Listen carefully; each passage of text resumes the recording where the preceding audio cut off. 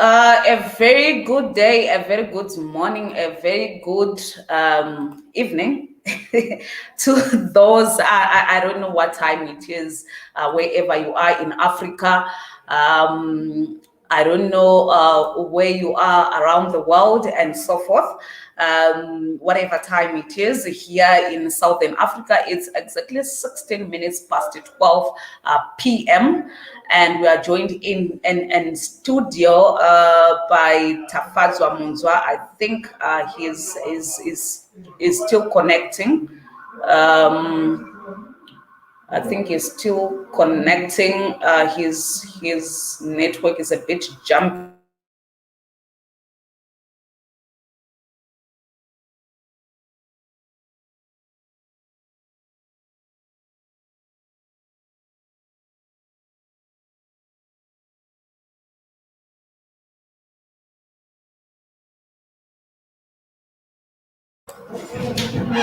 Okay, we are facing a lot of technical challenges. We are facing a lot of technical challenges here, and I'm trying to connect Tafadzwa. But as we are trying to connect to him, let's see what's out there. I think his internet is not so good. Tafadzwa Kalisto Munzwa is the co-founder and CEO of Dawa Health. So he was nominated for a program that was represented by Recover Africa, which is a program by Trade Africa in collaboration with the German Corporation. They were looking for the best youth innovators in the continent that are doing amazing stuff. We have projects and work that's helping the continent to recover the impact of COVID-19. So they have a digital platform for pregnant women. So the solution works with a network of community health agents who act as last mile health delivery support. So I thought I was just gonna be with him just now, but unfortunately, it seems like his network is. It seems like his network is a huge problem. We'll keep trying. We'll keep trying. As we welcome other members who just got in. But as we are waiting for Tafadzwa to get in, I think I see him. His network is a bit slow. To my Shannon Narayan, good afternoon. Thank you so much. And Kaylee, watching live from Petauke, I don't know where that is. Welcome. Thank you for joining us. Thank you, Tafadzwa, for being with us today. I see that you got a nomination. Can you tell us about that? I'm so sorry. I'm just going to shoot in. Thank you. Network is a bit acting up. So, any minute that I get you, I'd rather have you in. Thank you, Martha, for having me. So it's a pleasure to be on this show this afternoon. So I'm Tafadzwa Munzwa, like Martha introduced, co-founder and the team lead at Dawa Health. We are a digital health company that's operating in Zimbabwe and Zambia at the moment. With a vision of expanding across the continent. So I got nominated for one of the Solve Africa Challenge, which was being run by Africa Trade in collaboration with German Corporation. So essentially, they were looking for youth who are doing impactful work on the continent, so that they help them, support them, give them a 3 months incubation mentorship. So they're going to be selecting, I think, about 6 or 7 finalists from the nominations. So there were over 500 applications or people who submitted interest, and they selected the top 16. So I was part of that. So it's just an honor to be part of such a starting to get recognized now for the work we're doing. So we just want to keep pushing, expand the work we're doing to scale across the continent. Help essentially improve the maternal health system across the continent. So yeah, that's what we're doing with my team. Okay, that's awesome. I did vote, by the way. So I saw what you call it. I saw you are leading. Actually, Dawa Health is leading so far. I've seen the number of votes that you guys have. So if people wants to vote, I know that you have shared it on your Facebook. Where other platforms where people can actually find the link to vote? Yeah, okay. So if it's social media, they can look up all our social media pages. We've posted the link. It's Dawa Health.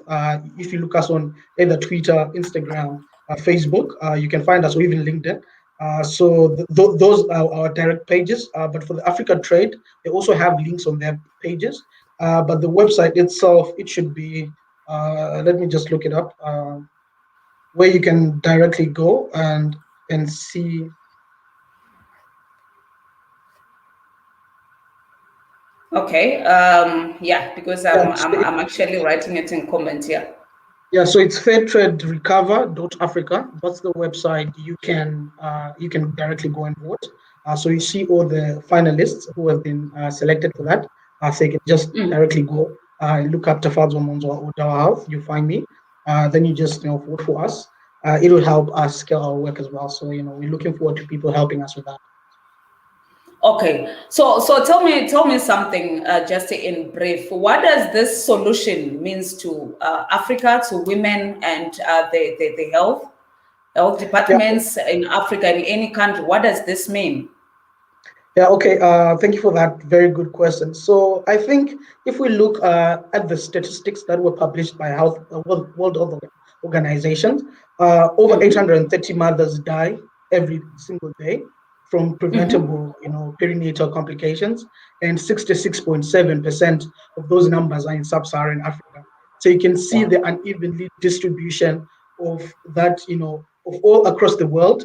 Those numbers, two-thirds of those numbers are in sub-Saharan Africa. So that's where we saw the impact and the problem we're trying to solve. So essentially, our hospitals or health system is understaffed. We don't have enough doctors, nurses, clinical officers are strengthening that, as well as the infrastructure itself. We don't have a very solid infrastructure that supports each other, to prevent simple complications that lead people to die. So essentially, our like solution is leveraging on technology. Then we work with a network of community healthcare workers. So these are either your traditional birth attendances. In Shona, I think we call them tutors. In different Yeah. countries, have different names for those people who are traditionally, through experience or through family passing, have the experience how to deliver services last mile. So this is the network we are tapering with the help of our partners. We just have to give them a campaign link, use the technology we have. It's a platform where mothers can register, then they get support over SMS, either WhatsApp, through our web application, through our smartphone application. So we have different channels mothers can register. Community healthcare workers, our community workers, constantly monitor patients. Patients will get kind of support from doctors without necessarily coming into the centralized health institutions. So essentially, that's what we're just trying to democratize access to healthcare services through the technology we have. And with technology, it's possible. See what the mobile money lending is. Almost everyone is using mobile money services in Africa because of technology. So we're trying to do the same in healthcare services, democratizing that, from hospitals to individuals in the community. It just improves the general outcome of healthcare. So that's all.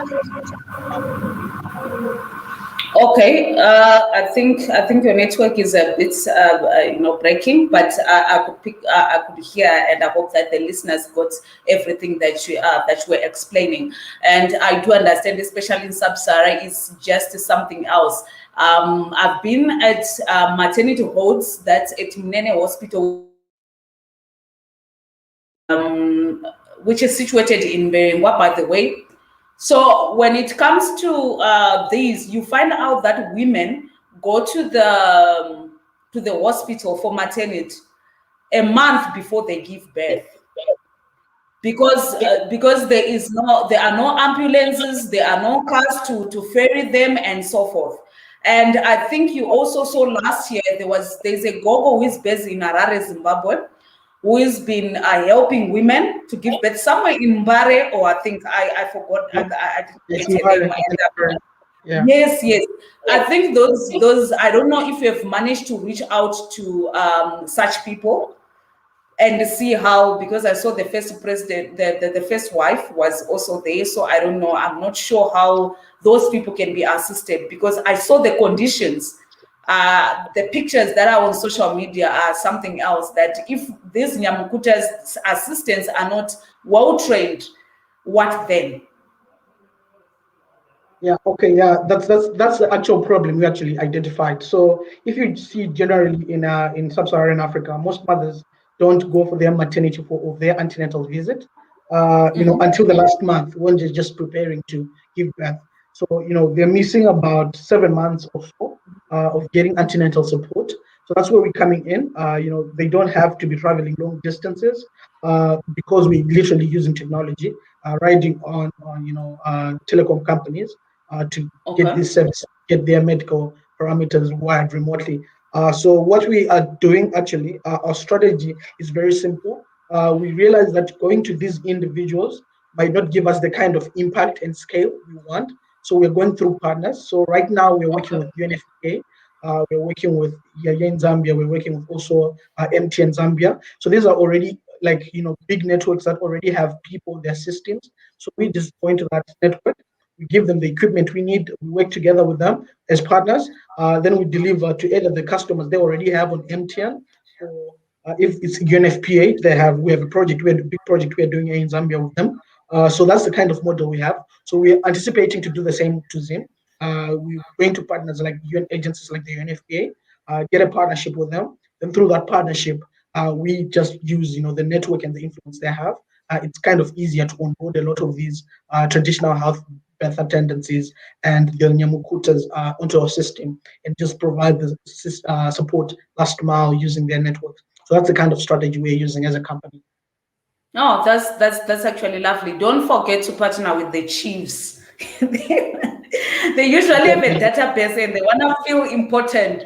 So you need to also make sure that you do involve them. They have a database, by the way, even though it's not, up to 21st century standards, but it works. I can tell you that an SMS might take too long than that what do they call them? Chindawa chief. You Yeah. travel faster than an SMS. But anyway, thank you so much for sharing this, and thank you so much for the great work. We'll keep on sharing and voting and following up on what you have done. And as Radio 54 African Panorama here on my platform or any other broadcaster, we are always here to share, to give you a platform should you want to talk more about this solution, the nominations, how it goes, and everything, and the other projects that you're working on. So you are more than welcome. Thank you, Martha, for that. We'll keep in touch. We'll definitely keep coming to the show, to just to tell the progress we're doing and partners we'll be having. So thank you for that. All right. Thank you so much. That was Tafadzwa Munzwa of Nawa Health. We've come up with a great solution and has been nominated amongst other 16, innovations out there. So we are so excited that young people are doing quite a lot. He's based in Zambia currently, and the solution is for Sub-Saharan and also to move to the rest of Africa. And I just want to say this is huge. This is something that we've been looking forward to as young people in Africa. When you are sitting there and thinking that there is nothing happening around the world, are we going to make it or are we not going to make it? And then boom, there is this young person coming up with a great idea. It always works. And you always feel this energy that me too, I can do it. Me too, I can actually make it. So bravo to Tafadzwa and any other young person out there who is making it. And we are not making it all about age. I know that I was at a conference and we kept on talking about young people, and those who are not within that youth bracket. I don't know who put those age groups from 15 to 35. When like, we've been doing it at the age of 6. So you need to also look at our experience as the older generation. If you just tuned in, this is Mother Matsarinda Shumba on Radio 54 African Panorama, creating the Africa we want. We are joined in studio now by Paita and friends to talk about today's topic, which is Africa Day webinar, Technoprenuership, the impact of 4IR technology on Africa, the future of work and its role in achieving the Africa we want. And, the house is actually packed.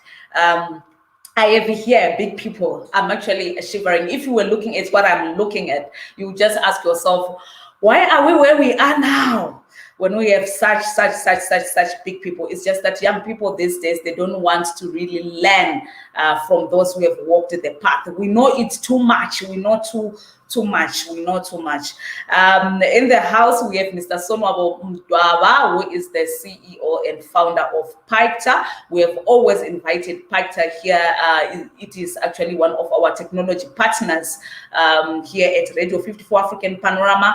And we have Dimpo, who is also representing Paita, who is going to give us a presentation of what Paita is all about. And our guest speaker is Professor Mthunzi Mdwaba, are nominated by the SADC tripartite and endorsed by AU as their candidate for the position of DG of the International Labour Organization in 2022. This is huge. I can actually tell you that this is quite huge to those who understand what this is all about. But we're gonna learn in a few minutes, and we also have Mr. Asif Valley, who is Microsoft South Africa's National Technology Officer. He previously held the position of Cloud Development Lead for Microsoft, and he has worked for Oracle as the Director of Sales in Southern and Central Africa. I appreciate this. I'm in the ICT sector, and I can tell you that I'm getting interested and I'm loving what I see. And we have Dr. Mpo Raborive. I hope I'm calling this well. She will correct me later if I'm not calling it well. Apologies. Is an NRF rated researcher specializing in theoretical computer science and computational phonology. Wow, this is something else, even the terms and everything.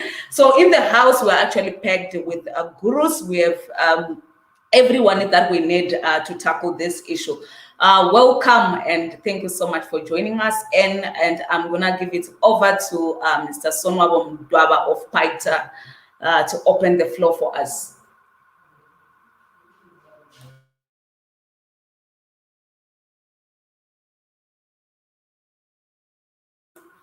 I think, Mr. Mdwaba, you are mute. Oh.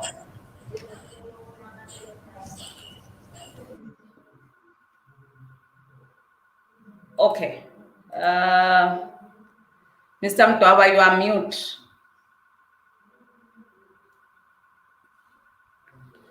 Oh, good afternoon.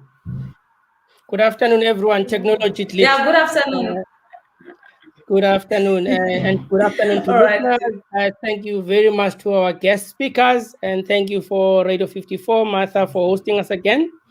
I am Mthunzi Mdwaba, the founder of Paita and the president of Paita. It's a Pan-African continental organization. I'm just greeting everyone, and we're gonna have Dimpo, who's gonna be explaining what Paita does and what it stands for. Dimpo is the Secretary General of Paita. She is one of the founders. Actually, when I was thinking of establishing Paita, she was the soundboard and she became part of the structure. Thank you, Martha.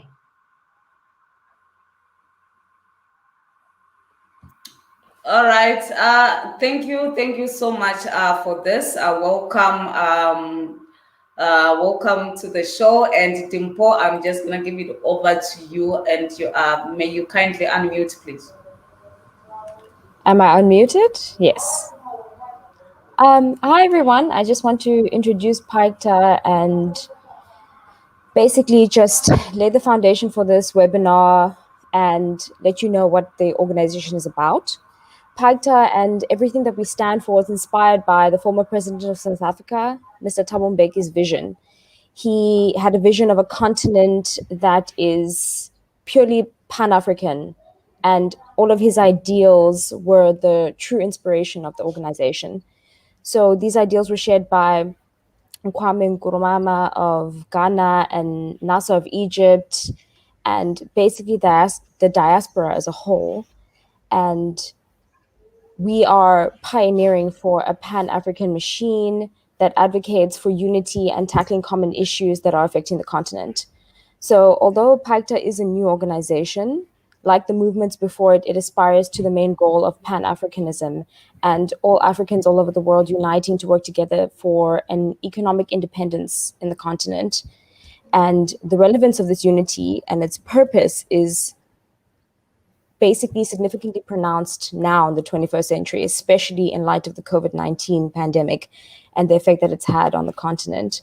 So to this end, we advocate for an integrated digital continent, united on the basis of ideals of Pan-Africanism and the vision of an African Renaissance. And our organization's quest is inspired by the focus of the inclusion of women and youth and persons with disabilities in the digital era, as well as economic emancipation. So it's motivated by the development of a self-reliance and self-determination, truly embracing and encouraging the African child to be part of this new digital transformation. So the organization PACTA wants to be a catalyst for the inclusion of rural and peri-rural communities. This is done by creating an enabling developmental ecosystem, by bridging the digital divide across the continent, by accelerating a culture of innovation and making use of tech hubs and introducing people to digital literacy and training, reskilling, upskilling people from these underprivileged communities, providing connectivity, because with the internet comes learning, comes growth and opportunities. It's also promoting a digital culture within these communities, developing platforms that will provide information and market access opportunities, networking opportunities, and establishing these community challenges and survival strategies and information, providing information to these communities so that they can really thrive and have a robust digital communication community. So if I were to compare the organization, it's synonymous with the metaphor of a tree. It's grown multiple branches to focus on critical areas such as women in the digital era. We have a wide chapter, and youth in the digital era, which is the YIDE chapter. And we also have an Institute of Technology and Science, the ITS, and we also have a focus on the fourth industrial revolution, really getting Africans to participate in this. So that's the overall theme, the overall the motive of the organization. And we should probably lead with where we began. It's very humble beginnings. The PICTA stands for the Pan-African Information Communication Technology Association. It's wordy, but we go by PICTA. And it was formed in July of 2020 during the national lockdown in a bid to become a digital transformative organization geared towards advancing the ICT pursuits of African small to medium enterprises, or SMEs, youth, women, and persons with disabilities. This is through the facilitation and encouragement of an inclusive ecosystem that's conducive to economic growth. So we exist to create a environment that can truly incubate and protect and nurture and grow the African child. So PACTA was created in response to this critical need to address the challenges faced by ICT SMEs, women, and people with disabilities, as well as the greater communities across the continent. And these matters include things like the absence of a conducive environment for innovation, development, sustainability, digital innovation across the continent from Cape to Cairo. You know, our country, our continent is so beautiful and culturally rich, but it's rife with political upheaval and economic volatility, and all of these challenges change the goalposts when it comes to things like economic investment. And yet another challenge is the digital divide and inequality that is amplified by market disruptions and the fourth industrial revolution. And it's been amplified more so by COVID-19. This pandemic has shown us that there's a lot of work to be done, and Paita wants to be an integral part of that. We also advocate for digital inclusion. We understand and we're passionate about the inclusion of fellow Africans, especially in the rural and peri-rural communities. We stand for gender equity. We stand for access to resources such as R&D and digital tech hubs and education. So the formation of Paita was, in essence, an inevitable response to the needs of ICT SMEs, calling for a conducive environment for innovation and growth. So through our vision of an integrated and inclusive digital society, we hope to see an economy in the continent that will improve the quality of life for Africa citizens through really rich and enhanced communities and technological innovation and digital transformation. So we seek these things and we have a plan behind it. In essence, we want to advocate for this conducive environment by lobbying governments and partnering with like-minded individuals to really bring this vision to life. We want an economy that's led by African youth-owned, women-empowered, and persons with disabilities. They need to own the vehicles that drive the economy. They need to own the SMEs that promote job creation, poverty alleviation, technology innovation across the continent. So our main focus over the past few months has been geared towards our mission of being a champion for enabling this environment that I just spoke of. We seek to be a unified voice advocating for Africa's socio-economic, developmental, and sustainability drivers. This is through fostering the African child's digital inclusion. I cannot emphasize this enough. This is done through meaningful collaboration and an increased focus on cooperation in the ICT digital ecosystem. So Africa is an innovation powerhouse. I think we can all agree. It is an innovation powerhouse of the future. And we as an entity are establishing partnerships to build a solid knowledge base and the capacity with organizations such as the Council for Scientific and Industrial Research, the CSIR. We've partnered with the University of Johannesburg, the University of Fort Hare, Walter Sisulu University, and the Small Enterprise Development Agency, or SEDA, as well as the African Innovation and Entrepreneurship Center, the AIEC.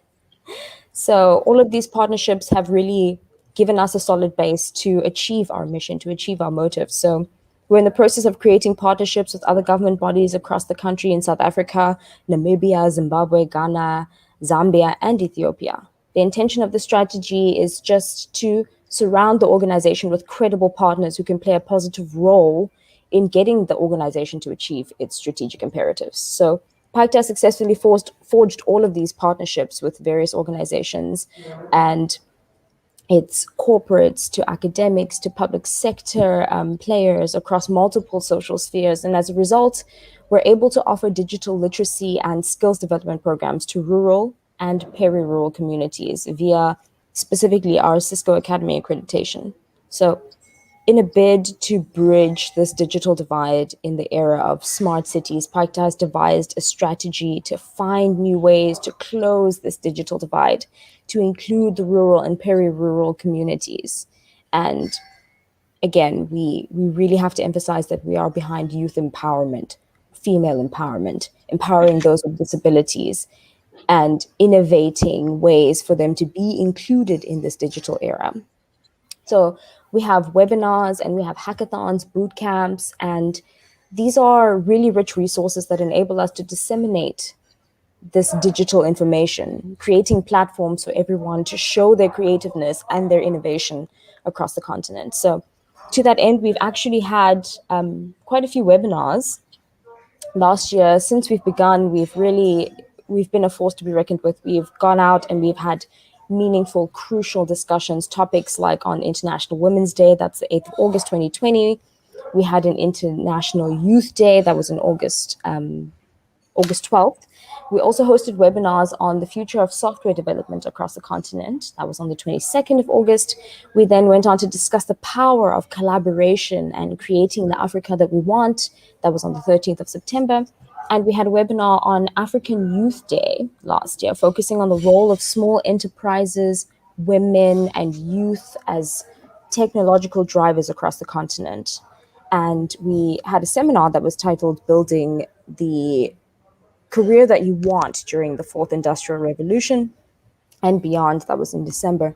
We then went on, as I mentioned earlier, to collaborate with UJ, the University of Johannesburg, on a really successful hackathon challenge. The theme was finding solutions through digital collaboration. We're especially proud of this because it really challenged young people to be creative. It really challenged young people to push the boundaries. This year, we then hosted a webinar on International Women's Day. That was the 8th of March, 2021.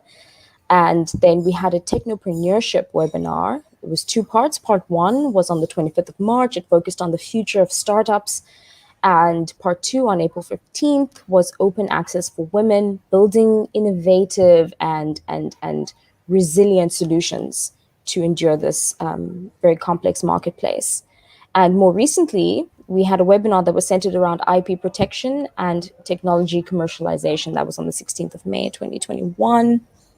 And over the next few months, we'll be hosting webinars again on Africa Day, central topic being technopreneurship, the impact of the fourth industrial revolution on Africa, the future of work and its role in creating the Africa that we want. And we have some upcoming webinars that are centered around this. And we have another one coming up on South African Youth Day. That's on the 16th of June. We have another one on South African Women's Day, the 8th of August. We have an International Youth Day webinar coming up on the 12th of August. The topic will be surrounding the role of the youth and how we are the agents of change and social transformation and sustainable development, peacekeepers.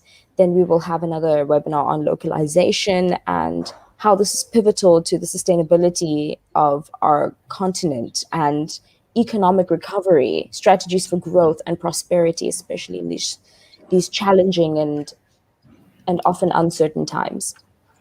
So another hackathon, I cannot fail to mention this, but we have another hackathon that's coming up. It's a cross-border co-ed hackathon challenge for youths across 4 countries. It's Ethiopia, Zimbabwe, Namibia, and South Africa. That's on the 28th to the 30th of May. And we have another hackathon challenge in the works, likely to launch around July and September as well. So what makes this organization so incredibly agile and meaningful is that we really encourage round table discussions, really, really robust and challenging topics like ICT services for sustainable communities in rural, peri-rural, township communities and their futures, the future technologies that will impact them. And we've made some efforts aimed towards driving Africa's digital innovation and accelerating the competitiveness of this continent on a global sphere. And these will include active attempts at creating the discussion, encouraging people to innovate through tech hubs, prototype development, development of minimum viable projects, MVPs, and IP commercialization, amongst other things. So basically, PITA believes that the unique challenges that are faced by African countries require a collaborative effort by our nations. We need to prioritize a digital transformative agenda dedicated to bridging this digital divide and ensuring that the country and the continent as a whole derives sustainable benefits from this digital innovation movement. So we've established a presence in 5 countries, namely South Africa, Namibia, Zimbabwe, Ghana, and Ethiopia. The association, we advocate for this truly united continent based on the premise of Pan-Africanism, this unity of African nations. It's so sorely needed for sustainable social and economic progression. And we foresee in Africa, whose digital development is people-driven, we rely on the potential of African people. It's so rich, and we really want to use our collective muscle to negotiate and collaborate on an international stage. PICTA wants to become this platform that facilitates the inclusion of smaller players in this digital developmental ecosystem, thereby driving transformation. That's the pivotal part of this, that we want to really be a key player, the catalyst for this transformation. The association also aims to achieve this by calling on the expertise of academia and involving small businesses and corporates. And within these structures, we can engage the relevant stakeholders and contribute towards this transformative policy that will seep into the legislative frameworks, that will foster digital inclusion across the country and ensure collaboration and increased cooperation within this ICT digital economy. So, as mentioned in the introduction, PICTA was established. We established a wide chapter, the Women in the Digital Era chapter. It's designed to accelerate matters that include women, that are conducive to female empowerment. We will address gender inequality and basically bridging this gap, especially in the workplace for women through this digital era. So WIDE has set out some activities and events and programs that will truly tackle this issue in developing countries. And we stand behind information dissemination and awareness and networking and partnerships. It's the only way that we can build capacity. It's the only way that we can really achieve this economic empowerment and sustainability that we're after. So it's actively building this competency and this capacity and this agility. We are hoping to see PICTA really expand across the continent, really tackle these issues meaningfully. We have established the Institute of Technology and Science, PICTA ITS, and we want to use this as a vehicle to truly tackle issues like promoting entrepreneurship, enriching skills and the ability of entrepreneurs, and giving them the platform where they can really thrive and survive. So I feel like we've been really successful in our webinars and hackathons and our multiple chapters that have been established to this end. And we also have a drive going for sponsorships and grants, donations. Any amount will really mean a lot to us. Any donations that can be made, we'd really appreciate. So you can do that via our website, which is www.picta.africa. Thank you, Martha. Handing over to you now. Okay, thank you so much for the presentation, Dimpo. Thank you so much for everything that PICTA have done. Meaning in July is gonna be 1 year old, and just looking at what you mentioned about COVID, causing all this economic meltdown, if I may call it. It also brought good results, the formation of PICTA, and people actually having time to engage and to collaborate. We were all available, so there was no excuses of work and stuff. So it actually managed to help people to partner.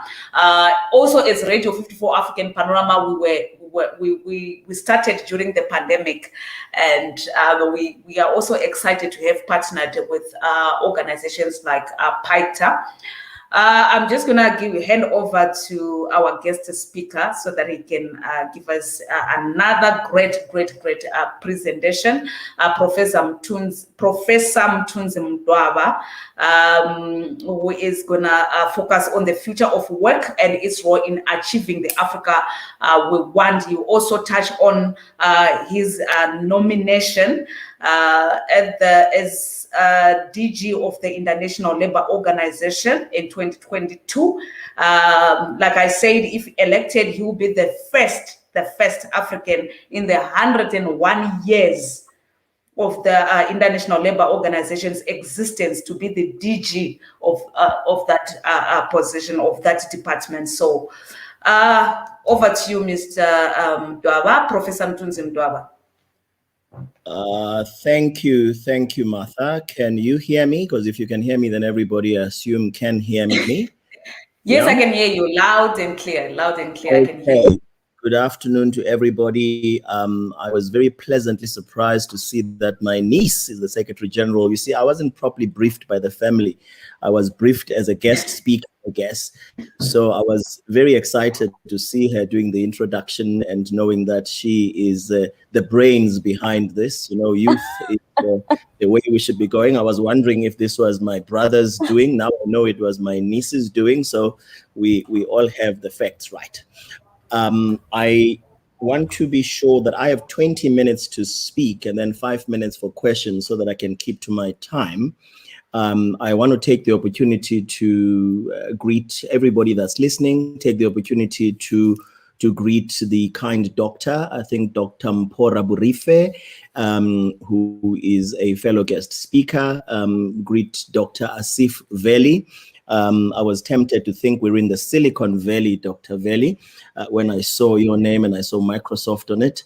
I thought I was back in San Francisco and San Diego and the Bay and the whole area there. But I think on matters more pertinent to today, and I'll touch now because Martha's left me no choice. He said I must also touch on my candidacy. I wasn't going to do that because I'm here as a guest speaker for PIKTA, which has nothing to do with my part, but I'll find a way to weave it into the slides that I've created.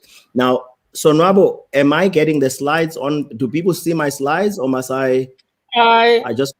I'm trying to load the slides now. Okay, yeah, so I'm going to. I'm going to continue. And when they finally can show, they will show, because I don't want to keep everybody waiting. But it's nicer when people can see this, because I took the trouble of making it look very nice for all the PIKTA people. And I was mindful that I'm dealing with technology people, so I must impress them a bit. So I'd like them to be impressed at some stage. But the presentation really is on the impact of technology on Africa, the future of work, and its role in achieving the Africa we want.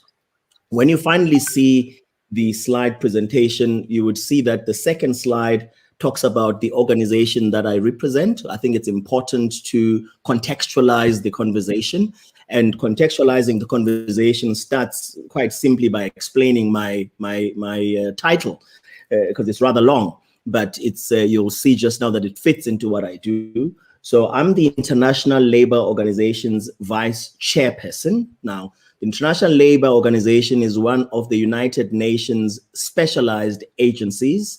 It is the only agency of its kind in the world that is based on tripartism, meaning we have trade unions, we have governments, we have employers. It's the only organization of such a kind. It works on social dialogue. It works on tripartism. In 97 years, when I was appointed 4 years ago, there had never been an African in my position in the ILO since its inception. So I think that's quite important. Africa is starting to make headway, and we're pushing our way into these things. And then I am the employer group spokesperson on behalf of the International Organization of Employers, where I'm the vice president. Now, the International Organization of Employers, again, when you see the slide, is the largest private sector business organization in the world, the IOE. Some of you may have heard of BUSA, Business Unity South Africa, which is the Federation of Businesses here in South Africa. BUSA is one of 159 business organizations in 150 countries that are members of the IOE. And I'm the vice president of that. So I'm the vice president of IOE.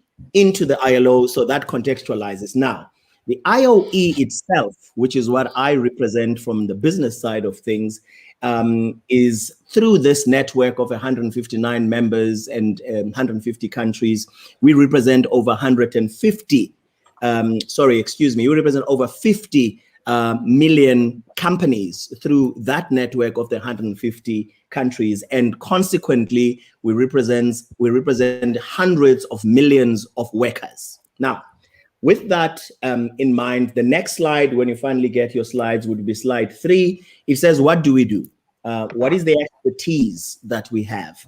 We are all about advocacy. We're all about service. We're all about sharing the experience that we have based on these 159 members that we have throughout the world. We try not to reinvent the wheel. We try and give advice that is based on the experience that's collated.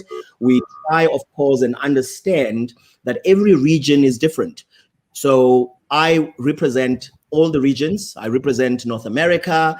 I represent Latin America, represent Asia, Africa. I think I may have forgotten one, but you know what I'm saying is the 5. We promote and defend a business interests at the United Nations, the International Labour Organizations, the G20. Again, the G20, some of you will be aware, is made up of 20 top countries in the world.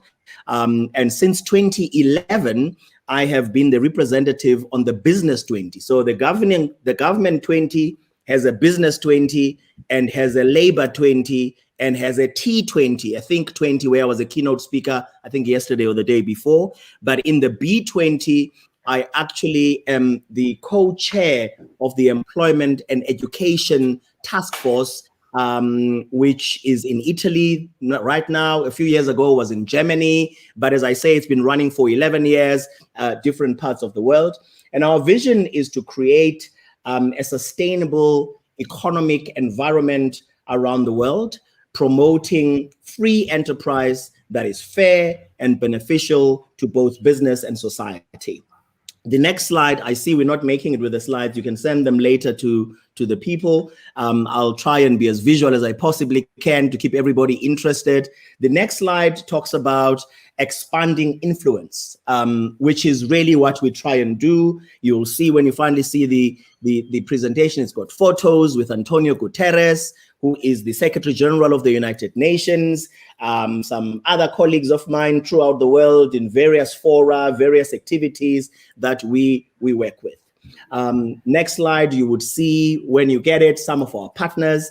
It's a whole page really full of people that are ranging from Business Europe to the European Commission, the OECD, General Assembly in New York, and so on and so on. And again, our host, it may be important to know, are the Swiss, because the Swiss were very smart. They got to be the hosts of the United Nations, same as the Americans got to be the host in New York. So the home of the UN is in Geneva and New York. And that's where my office is, in Geneva. In fact, I'm going there in a few days' time for a month, but because we operate from our building there. The next slide talks about something that is very dear to employers' lives. In the last few years, we launched something called the Centenary Declaration for the Future of Work in 2019. Now, a little bit of context, again, because it's important. Before we got to the ILO Centenary celebration, because the ILO was celebrating 100 years since its formation in 1919, we had something called the Global Commission on the Future of Work. That Global Commission on the Future of Work was assembled in the ILO, but outside the ILO, because the whole rationale was to get as many people as possible into the Global Commission who have a fresh perspective, who could bring to the ILO something fresh as we celebrate our 100 years, to talk about the world of work, to talk about what the world of work should look like. Dimpo kept on talking about the Africa we want to craft. We were talking about the world we want to craft. What does the world of work we want to craft look like? In there, you may be pleased to know, we managed to get someone called President Cyril Ramaphosa to co-chair the Global Commission. I was one of 28 people in that commission with President Ramaphosa and the Prime Minister of Sweden, Stefan Löfven, were co-chairing this. And we had some healthy debates about how the future of work should look like, what we think should happen as we move forward. Then the report from the Global Commission was launched in Geneva on the 22nd, I think, of January 2018. That Global Commission report was then used as a basis for the centenary celebration and the centenary declaration that I'm talking about now in 2019. Now, for those of you who follow these United Nations fora, you may have heard of something called the Social Justice Declaration in the past. You may have heard of something called the Fundamental Principles and Rights and Human Rights in the past. You may have heard about something called the Philadelphia Declaration.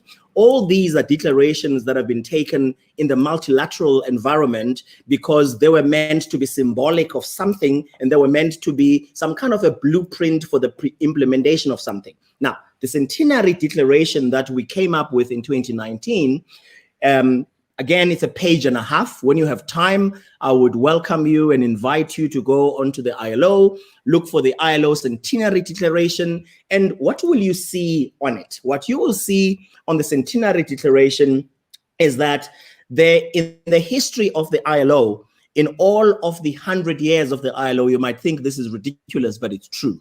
There had never been productivity mentioned in an instrument, in an official instrument of the ILO. And of course, as business, this for us is important. So we listening to all our members throughout the world. And when I say our members all over the world, I truly mean, in all the different corners, as I've explained to you, everybody said, one of the elephants in the room, what is missing in the world today, in this world of work, is an emphasis on productivity. So productivity ended up being in this declaration 11 times. When you do read it, you will see, which was a huge achievement by the team that I was leading in the ILO. I led the process, of course, and at the same time, we were busy also with something you'll be hearing about a lot called the Violence and Harassment Convention, Convention 190, which South Africa is busy trying to ratify right now and build it into the law in terms of violence and harassment in the world of work. So these were running simultaneously in the ILO at the time. So there were components of it that overlapped. And as we talked about sustainable enterprises being a core component of the document, this was also being discussed in the Convention 190 that I'm talking about.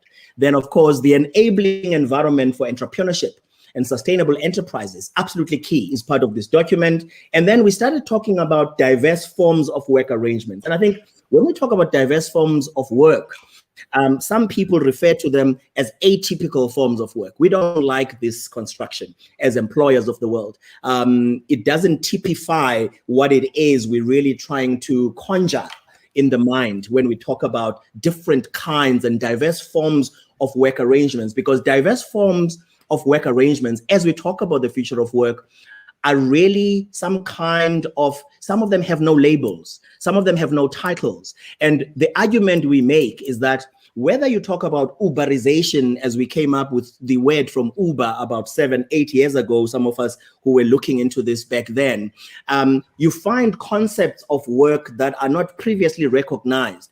And them not being previously recognized does not mean they should not be seen as legitimate forms of work just because you don't see them in the basic conditions of employment in South Africa, or you don't see them somewhere in Colombia, or you don't see them somewhere in the middle of the Congo, or wherever it is. So we then moved on to go to Abidjan in Cote d'Ivoire that same year after we agreed on the Centenary Declaration, because Africa was going to be where we were going to close the conversations and the celebration of the ILO for our 100 years. And when we were in Abidjan, we unleashed and talked about the guiding principles that would unleash potential for growth and prosperity in Africa, which now brings us into this conversation I've been invited to speak on, because for me, that global macro kind of background contextualization is critical for us to be able to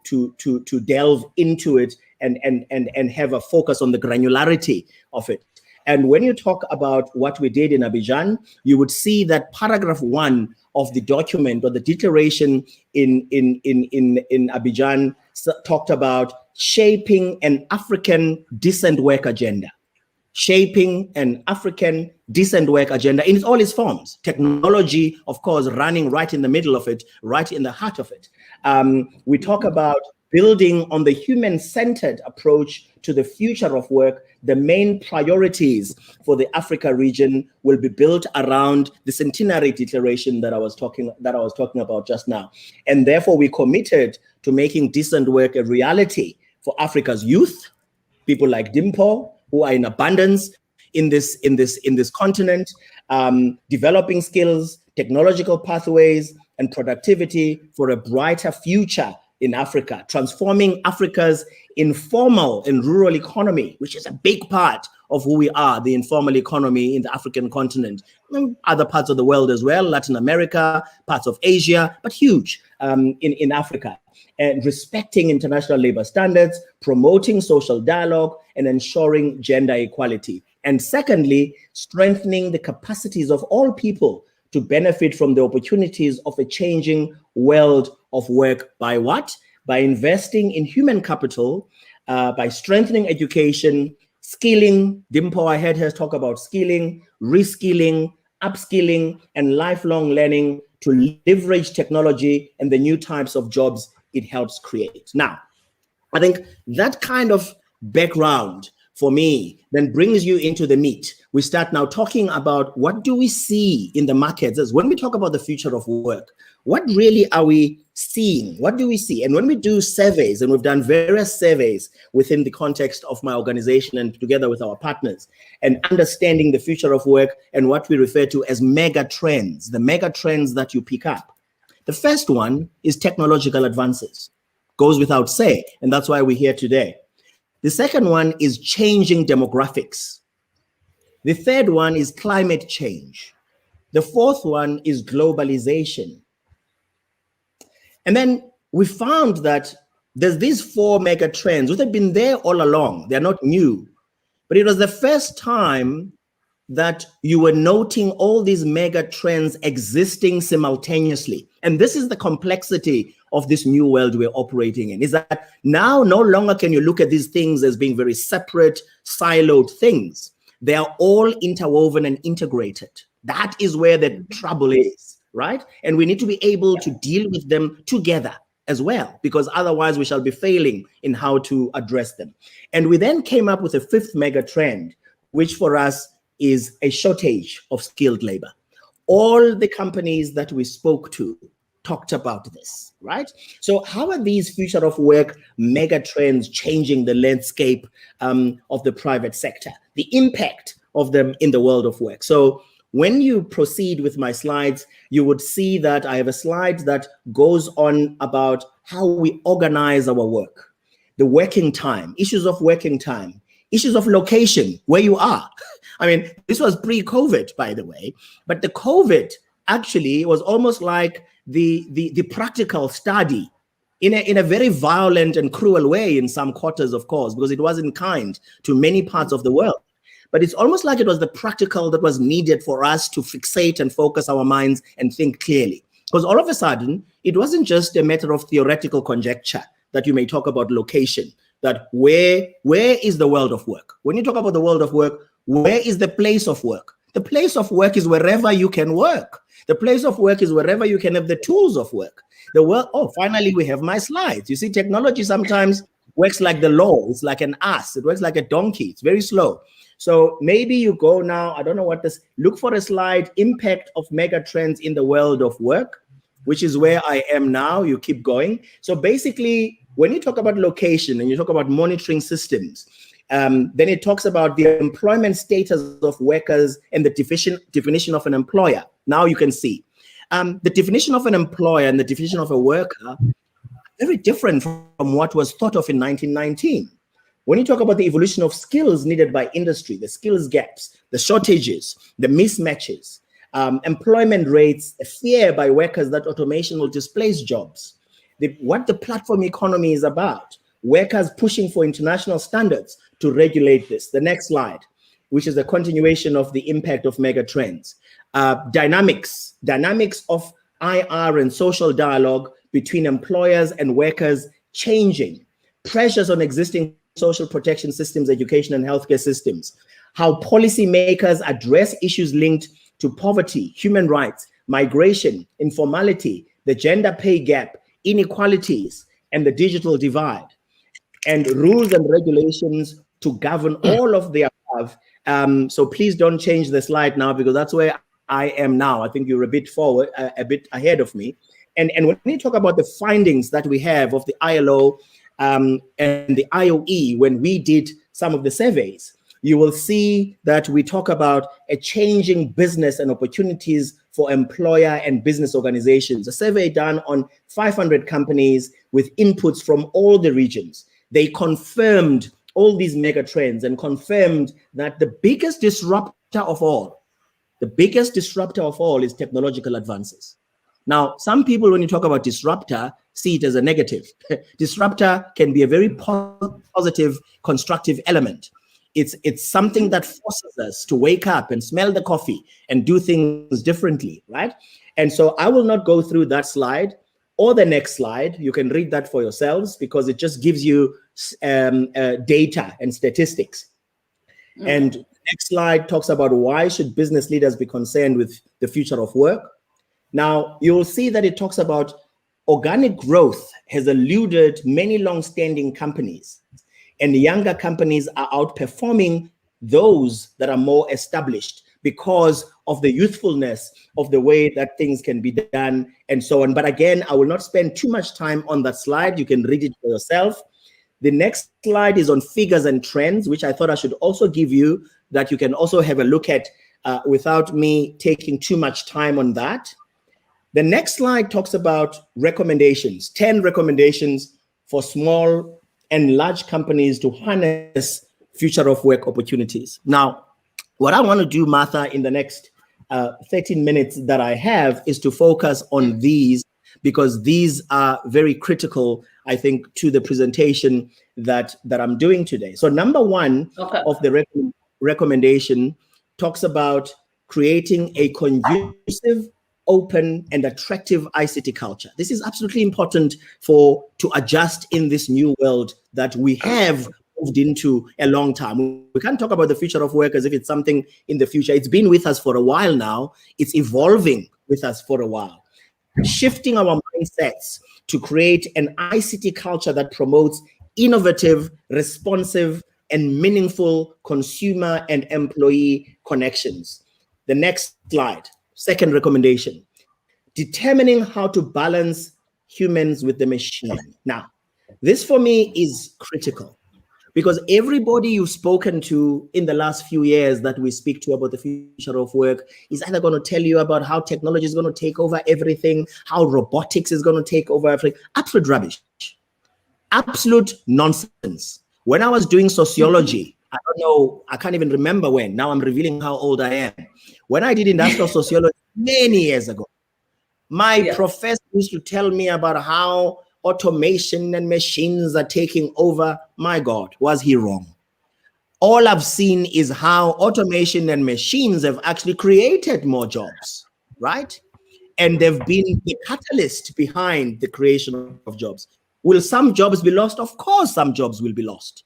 But we need to have, as humans, the aptitude and not think like dinosaurs and find ways of being able to move very quickly onto different platforms so that we're able to get our people to move with dignity and respect and skilling and reskilling and upskilling so that they continue to be relevant.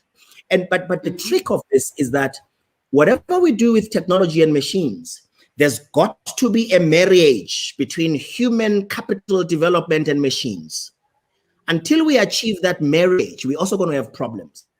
I also have a problem with those people who have such a technological focus and a technological fixation that they forget that ultimately it is about the sustainability of people. It's not about the sustainability of machines. It's about the sustainability of people. But we are using technology, AI, all these things. AI stands for artificial intelligence. Sorry, I don't want to use things that lose the audience. But ultimately, we need to have a marriage of all of this, right? And this, for me, is critical. as a person who specializes in the future of work. The next one is recommendation. The next slide is treating workers as customers. Engage your employees in the transition. As we talk about the transition, we must engage them rather than just informing them that change is coming. That's not the way to do things in this era. In this era, you do it with the people. You don't talk at them, you talk with them. You prepare people. You make sure that you grab, as you migrate with them. As you transition with them. The next recommendation is understanding that taking small steps at a time is better than none. And future of work, it must be recognized, is not just a human resource issue. And this is where we make mistakes. People say, this is for HR people. Nonsense again, rubbish, okay? And talking about centers of excellence. Future of work. Now, one of the issues that for me are highly hypocritical about the world, and one of the reasons I think we've needed a hot clap to wake up and do things differently, is that when you talk about the world of work, both private sector and the public sector like to leave the issues of people to HR. I'm sorry. You can't come and talk about people being the most important asset in your workplace and then leave it to one part of the organization. You leave it to the HR director and his HR team. The whole company needs to be possessed with this. The whole company needs to place people at the center of everything it does.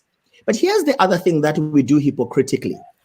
I don't know if you've noticed that as soon as there is a problem with a company, as soon as there's a little problem, people say, oh, we need to decrease the cost. Where do they go look for the cost? They cut people. They always want to retrench people first.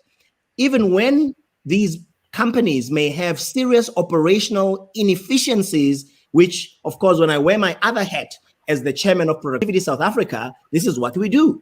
We look at companies that are operationally inefficient, and the tendencies you find is to go and say, no, we're going to cut people.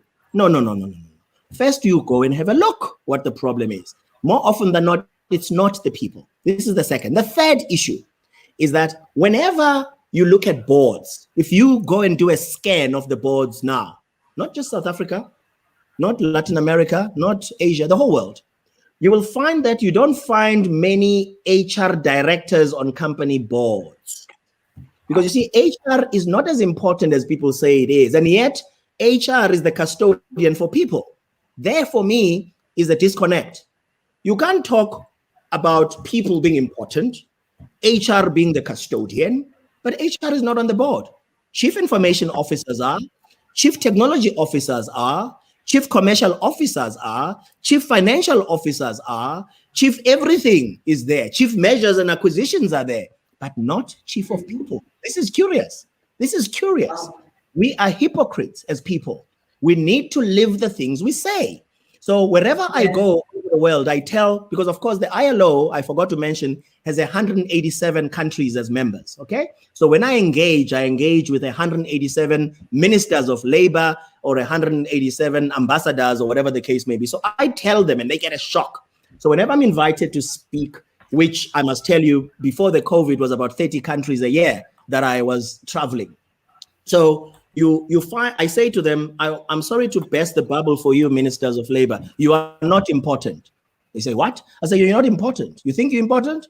I said, no. If you think you're important, ask your colleagues in government. Ask them if you're important.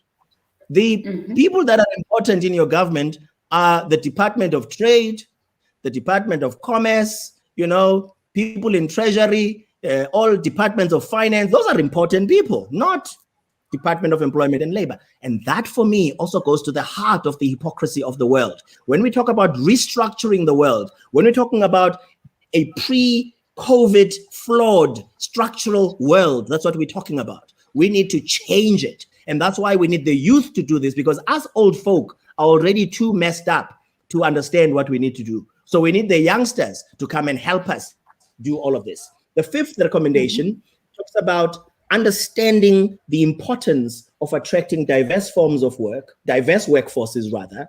And the sixth is finding ways to cultivate loyal and engaged employees.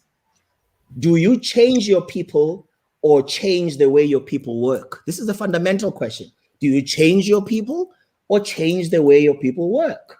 The next recommendation, understanding that the workforce is far more agile than employers think. Sometimes as employers, we also tend to be too patronizing. We tend to be too, we talk again at our employees rather than talking with them. But they are far more agile than what you think. 3 out of 4 workers understand the need to prepare for the future of work. 2 out of 3 express confidence in their ability to prepare for the change. The 8th recommendation says, don't just set up training programs, create a learning culture. This is critical, colleagues. This is critical. And maybe I must warn you, I think I'm running 4 or 5 minutes late when I look at my time. Yeah. I apologize. But when you look at a learning culture, what do we mean by this? So we all need to be prepared to be learning. I know a lot of people who say you learn till the day you die. They say you learn from the cradle till the grave, they say, right? But we don't really mean the things we say. We're so happy with rhetoric. We're good. People are good at saying things that people like to hear. We're all good at it, right? But let's unpack it. When you build a learning culture, you should be prepared to unlearn the things you've learned previously. You must unlearn the things you've learned. That's a learning culture. You must also, something I say to people every day, and they say, what do you mean? I say, you must learn to learn. You must also learn to learn. Believe it or not, a lot of people have not learned how to learn. They talk about it, but you must listen to them. They are not prepared to learn anything from you. That's messed up thinking. I'm sorry. We all have something to learn from each other, no matter how minuscule it might be, no matter how important you might think you are. The next one, recommendation, is being open to adopt environmentally sustainable processes. There's a quotation by Al Gore, who was the vice president of the US at some stage. There can be no healthy people without a healthy planet. Of course, the last president of the US does not share that, Trump, and is a very different species of a human being. We shouldn't worry too much about him. But the next slide talks about the socio-economic issues facing Africa. Now, you'll see they are listed. And the COVID, as we had Dimpo as well speak in her introduction, the COVID-19 has exacerbated these pre-existing conditions. What are they? Low economic growth, low productivity, informality, 90% of employment being in informality, unemployment, especially for youth, child and forced labor, governance gaps, gender gaps, poverty, low social protection coverage, unsustainable rural-urban migration. Next slide talks about the digitalization in Africa. In 2019, 80% of Africans, about 1 billion, were using mobile phones, an increase of 5.2% since 2018. 51 million more people started using phones.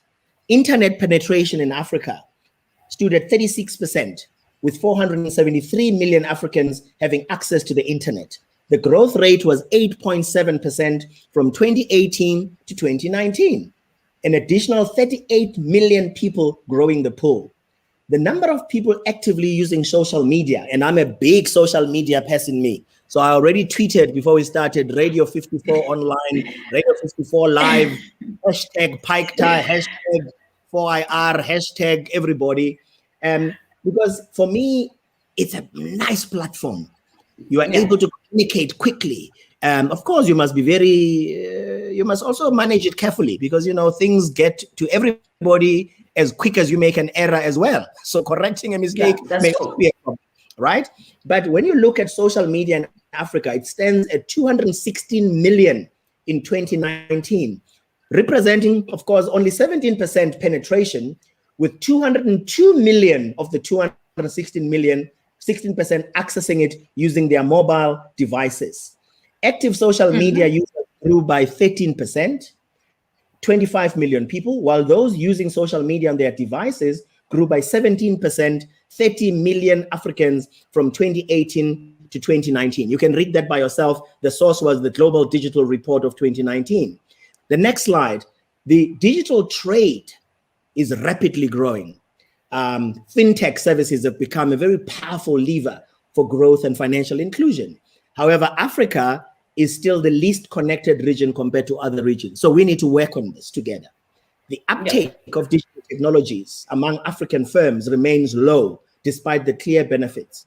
Informal firms hardly use basic technologies such as computers or even the internet for their business activities. And now when I talk about informality, people, I can leave this, Martha, for the, the question and answer section, because informality for me is a very big elephant in the room as well. As I said earlier, if you're talking about Africa, you're talking about anything from South Africa, which is about 60% informality, to Nigeria, which is at 90% informality. And so when you talk about such high levels of informality, there's a lot of work we need to do in a world that we actually have no data about, because these are not registered people. The next slide talks about the impact of COVID. The COVID-19 pandemic has spurred the most significant social experiment of the future of work in action. We all know this. Surveys conducted by Business Pulse in 18 countries in the region show that 22% of the firms reported starting or increasing use of the internet, social media, and digital platforms. The intensity in the use of digital technologies was higher in financial and ICT services, as well as among larger and formal firms. The next slide. The growth was particularly, though, notable for e-commerce. And I think this is important for this conversation that we're having right now. The growth during the COVID was particularly notable for e-commerce, digital online platforms. For example, the African platform called Jumia Online Shopping saw an increase of over 50%, from 3.1 million to 4.7 million in the volume of transactions during the first 6 months of 2020, compared with the same period in 2019. But the same as well applies to what is called the FANG companies globally. Now, FANG, I must get this right because I always forget one A, is Facebook, Amazon, Apple, Netflix, and Google. Those companies, those FANG companies, experienced the highest global growth ever. Now, there's an opportunity and an inspiration for Africa, because as they grew, people grew. You may have seen, I don't know if others saw, there was an announcement by Amazon 2 weeks ago that they're opening up in Cape Town. If you didn't see this, you must go have a look, right? It's going to be a multi-billion investment in Cape Town. Additional evidence shows that firms with higher technological levels prior to COVID-19 were more likely to increase digitalization in response to the pandemic and have greater sales and employment. That's according to the World Bank in April 2021. So the next slide talks about the challenges and opportunities. There is a need to adapt the technological infrastructure and harmonize legislations on technology, including intellectual property and data privacy, to truly unleash Africa's digital potential. Online freedoms, governance, basic infrastructure. Next slide. There is a potential for high-skilled digital jobs. There's a potential for medium-skilled digital jobs. There's a potential as well for low-skilled digital jobs that are out there, but we need to do this management of the transition by skilling, reskilling, and upskilling our people to be relevant. When you look at the next slide, it says there's ample evidence of a widening digital gender gap in sub-Saharan Africa. Now, this is one of my one of my big areas, women and youth. Women and youth, we have an opportunity, and it is an opportunity we are missing, us. We are all missing an opportunity. The more we engage, the more we embrace, the more we integrate women and the youth, the more successful we shall be. It's as simple as all that, right? There's only 18% of women with access to the internet compared with 25% of men. Why? Why is that? And this is according to the International Telecommunications Union. Similarly, women's participation is low in Africa's digital industry as end users and as developers. Women form a mere 30% of content creators, coders, and entrepreneurs. In contrast, women's presence is evident in the informal economy I was talking about, which constitutes between 60% and 80% of Africa's total economic activity. Now, you can see that we're missing an opportunity. If women have a higher concentration in the highest part of our economic segmentation, then it means we're missing an opportunity because the women are not part of the everyday things that are being done. The next slide.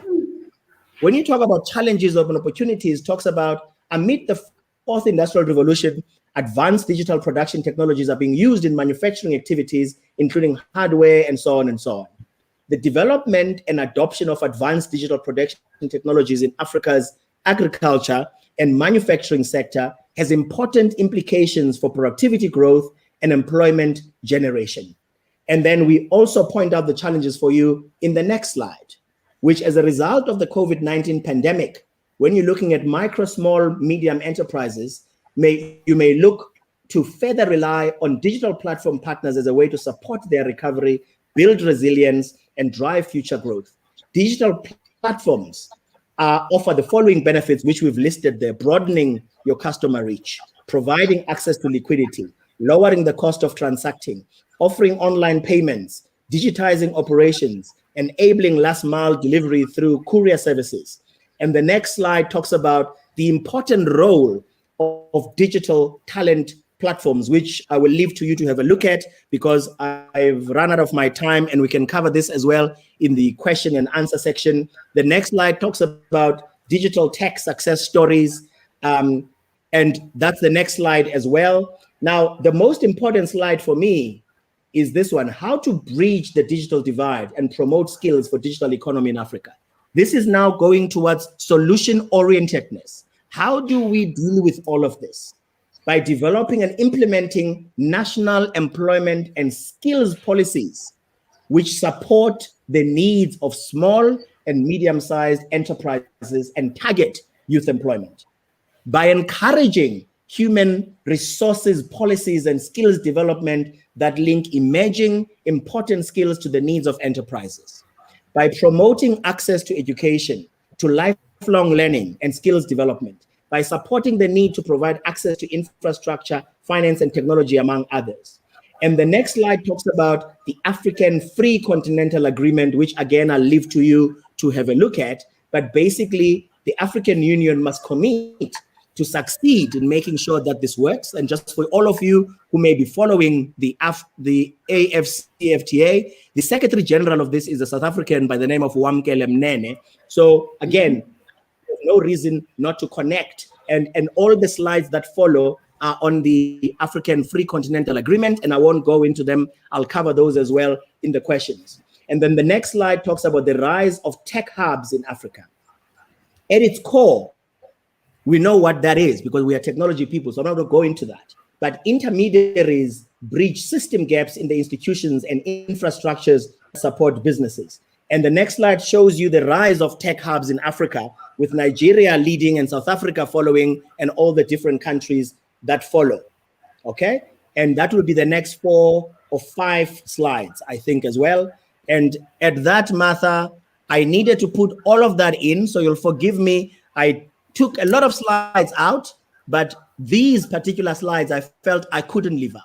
They were very important, first for context, and secondly for an identification of the challenge, and then a suggestion of some of the solutions so that we have a healthy debate later on. So I thank you on that note. All right, thank you so much. Can I remove the slide? Yes, please. Okay. Thank you. All right. Thank you so much, Professor Mdwaba. I have a comment here from Daryl Dennis, who is saying a fantastic presentation, Mthunzi.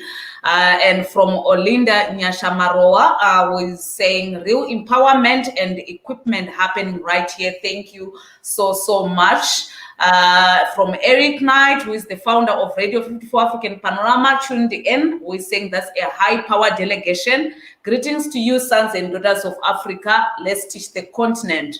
I think that's a question from Masibulele, and I think it was directed to Tafatwa Munzwa, who is also part of PICTA, by the way. He is PICTA Zimbabwe. I think I did not mention that when I did my introduction. We're saying thank you for presentation. I want to ask, how is this tech innovation utilized in order to reduce the risk faced in maternity? I think Tafazo will be able to answer that at a later stage. And for Professor Mthunzi, questions, I think I'll give question and answer session at the end of each guest's presentation, if that's okay with everyone. So that whatever happens at the end of the session, if we're cut off during the questionnaire is presented, we'll be able to pick up from there. I'm going to present our next guest speaker, Dr. Mpo Rabo Rife. I think she will have to correct me on that, and apologies if I'm not pronouncing it very well. I am also fussed about my name being incorrectly pronounced. So yeah, apologies for that. Dr. Mpo is an NRF-rated researcher specializing in theoretical computer science and computational phonology. She is quite a lot of things. She has worked in numerous projects with the project partners across 3 continents. She has presented her works on numerous platforms, TEDx, Women Johannesburg. She's quite, a very well-learned person with so much experience that we can learn from. Over to you, Dr. Mpo. Hi, Martha. Hi, everyone. Yeah, that's my surname actually. So you're right. It's Rabo Rife, but you're right. You're correct. It's quite a difficult, long surname. Yeah. So I mean, when I got this, thank you for inviting me and thank you for having me here. So when I got this topic, I always get, my energy gets depleted when you talk about 4IR and Africa, and how we can work around 4IR. So I want to start by unpacking how we got to the 4th Industrial Revolution, across the globe. And then we'll come and place it where Africa is, where Sub-Saharan Africa is, because we always like to treat Africa as this homogeneous and a monolithic country, as you say, which is not, right? We have a lot of countries inside Africa that are actually developing at different paces. So we got here, through electrification, which was the 2nd Industrial Revolution. And then the 3rd was digitization. And this all started from the 1st Industrial Revolution in terms of the steam power, steam engines. Now we need to kind of position Africa in 2021 and say, have we successfully went through all these revolutions? So I mean, the 1st revolution is fine. We went through it fine. In terms of electrification, I would say that we've managed that. And now we talk about the 3rd Industrial Revolution, which is digitization. So the question is, without digitization, do we even have the tools to kind of make our machines rise? Because the 4th Industrial Revolution is actually about the rise of the machines, from Internet of Things to robotics to artificial intelligence. And all these things are powered by making robots as smart as we can. And as we make them as smart as we can, we need data. And when we need data, we need digital data. So has Africa managed to be fully digitized so we can actually even start about the 4th Industrial Revolution? And as Professor Mthunzi has just mentioned, the big companies made a lot of money through COVID. Multinationals, because of their work across all these developed countries, we've seen that they've made quite huge advances. But as Prof. Mthunzi also said, is that a lot of our economy in Africa that drives employment and puts food on the table is actually informal economy. Right. So when these machines rise, how do we actually put this informal businesses, in a way? We call them small businesses, but they're really not even small businesses. It's usually survivalists. So sometimes we say small businesses, but if you look at what we define as a small business and as a spaza shop, these are 2 different things. These are quite survivalist. So how do we make sure that when these machines rise, that we bring them into the fold? Another thing also Prof. Mthunzi kind of mentioned is that Africa has a lot of unskilled labor. So in China, these machines can rise. They can rise. There's a lot of skilled labor. But with the rise of the machine, we need to be kind of cognizant that we also have a lot of unskilled labor. So how do we kind of make sure that when these machines rise, that people don't get left behind? So basically, having said that, not to be kind of negative, we also need to I always need to acknowledge that these revolutions have kind of worked in our favor. For me, kind of opening up my tap in the morning to make my coffee and getting water from a tap, that's one of the revolutions. Switching off my lights in the morning, switching off my computer, that's part of the revolutions. So there are advantages to it. Also, we've seen, from 2019, some African countries kind of tapped into the fire by using drone technology. We see Rwanda is at the forefront at this, where they use drone technology for dispensing medication. South Africa is also kind of tapping into drone technology in terms of giving service delivery to rural areas. But having said that, when we position entrepreneurship for small businesses, is that we know that in Africa, basically in sub-Saharan Africa, it's like 45% right now of the population in Africa is actually making use of mobile services. So we see that actually people actually have more phones than computers. So this is how we can position the services that we give to people through mobile services. We actually estimate that by 2025, 50% of the population will actually be making use of mobile services. So this is where we can actually see how we can kind of model whatever solutions that we bring to Africa to be able to speak to the majority of the population through mobile services. However, we also need to look at the attitude within Africa of the general population in terms of the fourth industrial revolution. As Prof. Mthunzi kind of mentioned, is that it is widely speculated that certain jobs will be redundant, and the speculation is not something that people are just coming up with. I mean, we saw through one of the major banks when they started kind of closing down branches, when they kind of moved into digital spaces. So the more, the major bank moved into digital spaces, they closed down branches. We had a lot of job losses. And this is a cause for concern, right? Because we live in a continent where we still have petrol attendants pouring our own petrol. We still have cashiers kind of, paying at the till. So these are the kind of skills that people are afraid of. And this is not just something that people are coming up with, but these are the skills that Africa usually has. This is not, we're not talking about Singapore, we're not talking about China, we're not talking about Germany. We need to be kind of very cognizant of the fact that the kind of skills that the fourth industrial brings into the forefront is kind of geared toward a certain segment of the African population, right? So as a computer scientist, the fourth industrial revolution gives me quite good opportunities in terms of data science, data analytics, but I'm kind of quite cognizant of the fact that I'm actually one of the few within this continent who have those kind of skills. So how do we upskill people? How do we bring the informal economy into the forefront and not leave them behind? How do we kind of make sure that no one is left behind in this revolution?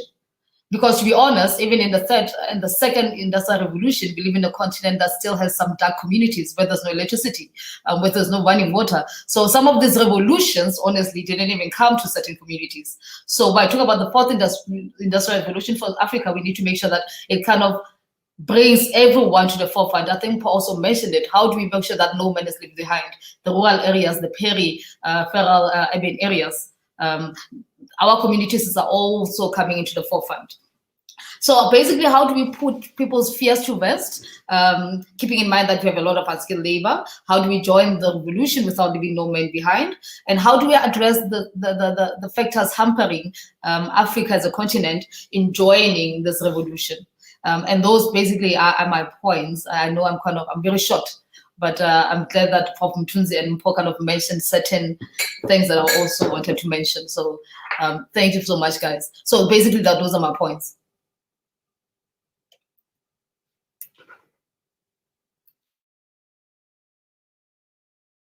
Yeah. All right. That's technology where we all learning straight out of the village, and here we are. But anyway, every day we learn. So thank you so much, Dr. Mpo, for that presentation, and I am so excited to have you here, and also Dimpo. Okay, I'm excited to have everyone here, but mentioning her and Dimpo, you know, women are really represented. We are not left out. So the more that we will see women and young people, like Professor Mthunzi said, the more we can move the world forward. I see some questions from Daryl, and I will give Professor Mthunzi more time to actually answer those questions. So I'm gonna quickly move to our next guest speaker, Mr. Asif Valley, who is Microsoft South Africa's National Technology Officer. He previously held the position of Cloud Development Lead for Microsoft, and he has worked for Oracle as the Director for Sales in Southern and Central Africa. Prior to that, Mr. Asif was at IBM South Africa, where he was the NetGen Country Manager. I'm gonna give him this opportunity to just show us his presentation and what he's been doing, and the impact of 4IR technology on Africa and the future of work, and its role in achieving the Africa we want, or the world that we want. Over to you, Mr. Valley. Thank you so much, Martha, and thank you so much for you and your audience being present here today. And thank you so much for the speakers that had preceded me. Great presentation by Professor Mthunzi and Dr. Mpo. Thank you so much for setting the scene. I think you set a very high bar to follow. But I definitely will try and make the best of the opportunity, as they say. So I'm just going to try and share my presentation. I hope I am more successful than Mr. Mdwaba in his earlier attempt to try and get it done. All of these technologies, unfortunately, and I do understand, are challenging. You're using different presentations and different methods to be able to do that with. So I don't know, is this working for you? Can you see my slides? Yes, I can see it. I don't know everyone else if they can see it, or should he just expand it? Oh, yeah, that's good. Great, thank you so much. So then I'll kick off. As per the introduction, Martha, my name is Asif Valley. I'm the National Technology Officer at Microsoft, and thank to Mr. Mdwaba for inviting me to participate here today. I think so the topic is very relevant, very pertinent to where we are today in our development as Africa. And as the progress that we make. And I think so, looking at Professor Mthunzi's research project, I mean, everything he has shared with you is the same sentiments and understanding that we work from as technology companies as we start to address the impact that we've seen in the world as we work today. So just share some words from our CEO, the Microsoft CEO, Satya Nadella. He says that we've seen 2 years worth of digital transformation in 2 months, from remote teamwork and learning to sales and customer service to critical cloud infrastructure and security. We are working alongside customers every day to help them adapt, stay open for business, in a world of remote everything. And this really talks about the era of the pandemic that we are currently living in. This is where we've seen customers really work and accelerate the technology adoption in order to stay relevant and, more importantly, to stay open for business as they go through that. So looking at some of the IT and economic world predictions, and Professor Mthunzi has shared some of them. So artificial intelligence, as he mentioned today, is expected to continue its impact in the workplace of the future. 5G services will be launched, streaming services will be expanded, and ad-supported video services will grow further. With this, over 90% of enterprises worldwide will rely on the mix of business, on-prem, as well as dedicated and private clouds in our world. And several public clouds will start to emerge in the world, and a legacy, obviously, of platforms to meet the infrastructure requirements. By 2025, we expect 60% of enterprise IT infrastructure spending will be allocated to public cloud, and a quarter of enterprises applications will run in the public cloud. So this is the adoption that we are talking about and we are seeing here today.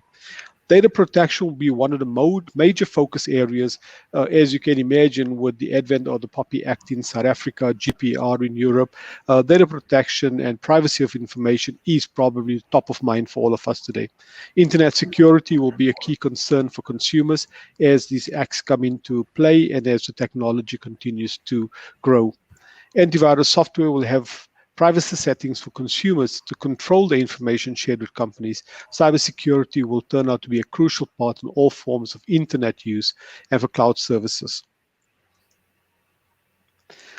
So when we look at these four bubbles, they all play an important part in our development as Africa. So we're really at this point in time in a crucial time when it comes to the technology and innovation. And we are really, what we say, in the midst of the 4R. And we can already see this revolution is like no other, as Professor Umfo has already alluded to. Powerful technologies like cloud computing, artificial intelligence, IoT, or Internet of Things, and robotics are transforming how we work and live. From everything that we do, as you heard earlier, we talk about services that provide you with the ability to predict when you're doing things, when you need to do things. Your cell phone today uses so much of artificial intelligence already in the services it provides you with. And just when you talk about things very close to you, these are some of the things that we are seeing today already. And then robotics process automation, as an example, you call a call center or you go into a website and you interact with a bot. That is really technology in action, right in your living room, right on your hand or right in your device. So new economies have been created. We've seen some of those examples as Professor Mthunzi has spoken about. And these are exploiting the new promises or bringing them with potential new jobs in new ways of working. And I'll talk a little bit more about that. As you've heard from Professor Mthunzi, technology has really created more jobs than it's taken away. For Africa to succeed, leaders must make learning a new way of life. And this for me is such an important point. And again, I think so it was emphasized earlier by both speakers. We must be more intentional about the learning agenda, because technology and the impact it can have is ever changing. And I think so. I like the learning, the unlearned part. This is so relevant, as Professor Mthunzi has said. So Microsoft is committed to accelerating the pace of digital transformation in Africa in a trusted and responsible manner through key investments to realize this economic impact. Our investments to support our focus on infrastructure, skills development, and trust. And trust is such an important part as we go forward in the era of technology. All of these acts that we have seen come about really talk about trust and building trust within a partnership between organizations, within organizations and individuals, and organizations and citizens. The unprecedented transformation is now underway and is rapidly reshaping the way we work and live.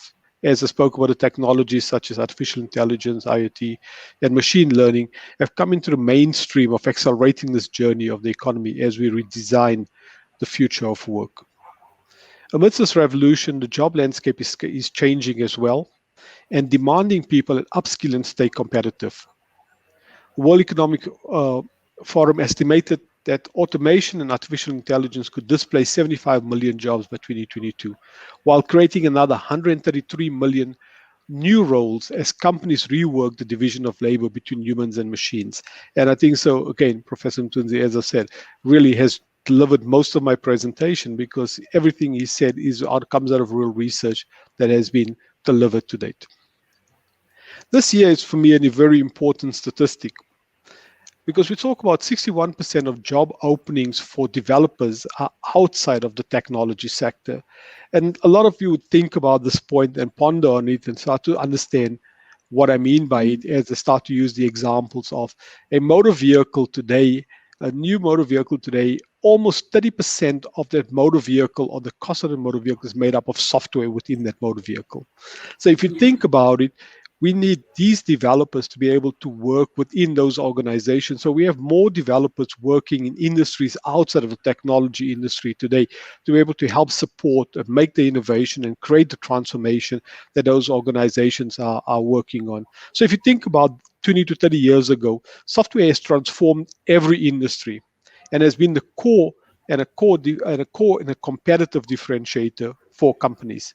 Every company in the world today, I would say, has become a software company. So therefore, the conclusion, essentially the world runs on software. This is the new era that we are living in today. And the transformation is happening with us or without us coming onto this journey. As you heard, technology companies that are likely to adopt by 2022 some of these technology areas. So if we look at big data and analytics, and this was an earlier survey done by World Economic Forum going back to 2018. And when we look today, it's still very relevant. Things like machine learning, application and web-enabled cloud computing, Internet of Things, augmented and virtual reality, digital trade, and the list goes on. These are some of the technologies that organizations are enabling at scale today. And when you look at the trends today that we're seeing in the workspace, so some of the trending new jobs are analytical thinking, active learning, creativity. This is the way we need to start to think about how we address some of the learning that we do in the way that we need to unlearn, as Professor Mthunzi has said, because the unlearning part is manual dexterity, memory, verbal, auditory, and spatial. These are some of the traits and some of the technologies and some of the ways that we have adapted or created learning methods for ourselves. Reading and writing, math, active listening, management of personnel. These have all gone away. These are declining as we go forward in terms of skills that we need to be able to adopt in being able to work in this new world of digital transformation. So we look at it as a holistic approach to digital and skills development, right? So we look at it from the very beginning of preparing the workforce all the way through to the employees. So it's not just a point in time. As I said, learning is cradle to grave, as Professor Mthunzi's example. This is exactly what we're talking about, but it's the process of learning and unlearning. If you look at some of the futurists that have spoke, Mr. Chang talks about within your lifetime, you'll no longer just have one career. You'll have multiple careers. By the time you're 15, you start your first career. You start off in your first career path. By the time you get to 23, 24, you would have studied a new technology or developed a new career skill, and you would go forward with that, and that would take you another 10 years. In the next 10 years after that, you would have developed another skill, and totally different, because the world around you has changed. So the youth enablement we spoke about, reskilling with 4R skills today, and then the employees. So there's a continuous cycle around learning. Now, to address this, obviously, and I guess there's a lot of things that have brought us to where we are today from a skills perspective. So during the heart of the pandemic, around March of last year, Microsoft announced what they call the Microsoft Global Skilling Initiative. So which was around the world this time last year, where we had many challenging many challenging times for each of us as individuals, as companies, as organizations, and as governments. The world endured multiple challenges, including the pandemic that has spurred the global economic crisis, and we've seen how this has played out. So increasingly, one of the key steps needed to foster a safe and successful economic recovery is expanded access to digital skills. So this opportunity is twofold. One is to address what is happening in the world and is happening in the world today, but secondly, also to address the changing era of technology as we're going forward. So how do we start to create and develop these new jobs to fill this new 4-hour economy, to enable this new 4-hour economy? And as much as we talk about the need for intensive ICT or information communication technology investments into infrastructure and technology that will not only support the continent's engagement in 4R, this will not happen without the human infrastructure to support the technology. So true to the point of Professor Mthunzi again, that the people are the piece that makes this happen. It creates the cog and creates the wheel to make things move forward. So for Africa to fully realize the opportunities brought by the digital transformation of 4R, it is vital that we have the strong skills. So when we announced the Global Skills Initiative in 2020, we were really looking to address both the impact of COVID-19, as I said, but also have an impact on the world and make sure that we address the job losses as we create that. So emerging technologies and breakthroughs in technologies like artificial intelligence, robotics, and Internet of Things, amongst others, are what, as I said, changing the world today. At the same time, however, they are redefining the future of work and the skills that employees need today and in the future, as we understand it. We know that there are many technical skills that are scarce locally, but we see the opportunity for skilling and reskilling in terms of the current teams and upskilling as a requirement for young people as the workforce of the future. Skilling is no longer a once-off event, as we've kept reiterating. It really happens at the start of our careers in our traditional ways, but it's a continuous act of learning and progress throughout our lives that we're starting to see come true. We want to encourage technopreneurs, businesses, and individuals to reshape how they're thinking about skilling. The transformative power of 4IR is being felt in the world of work.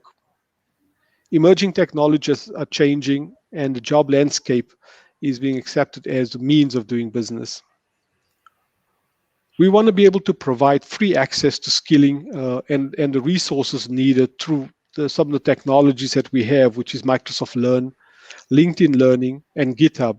And all of these to be free once people go through them and start to acquire the necessary skills.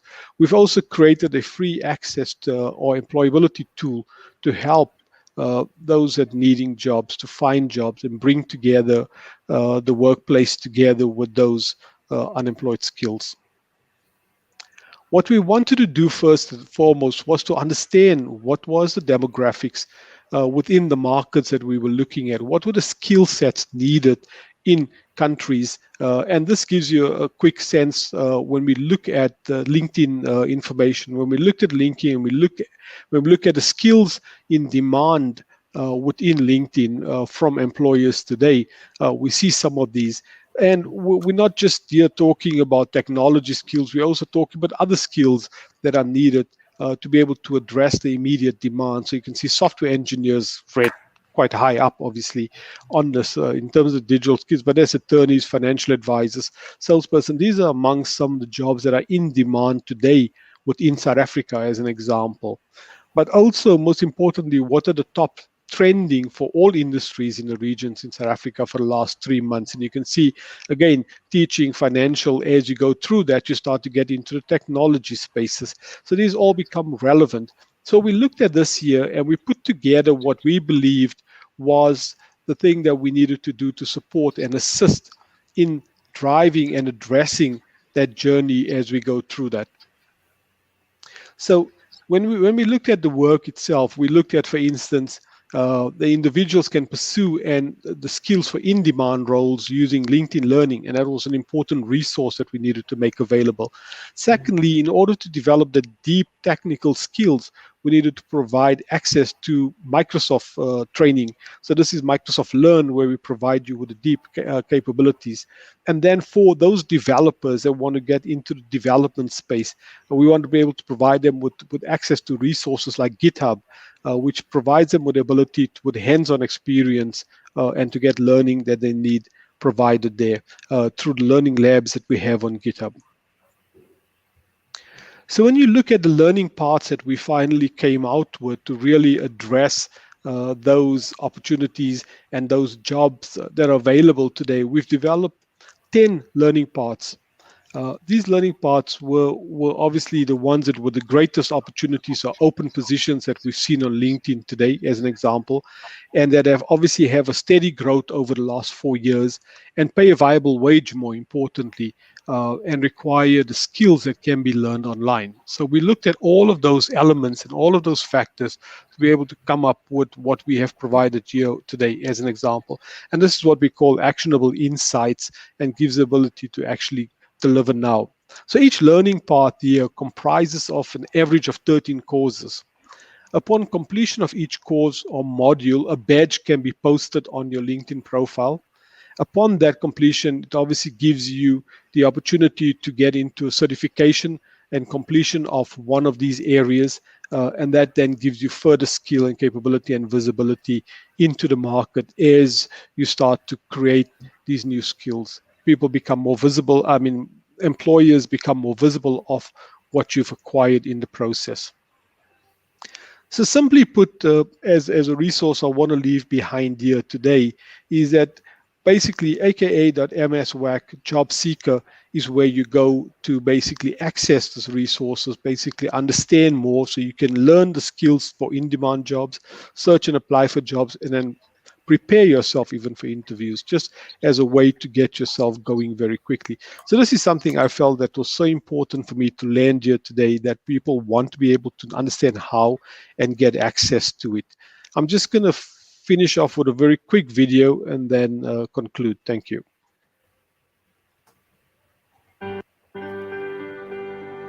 Behind every great achievement, every triumph of human progress, you'll find people driven to move the world forward. People finding inspiration where it's least expected.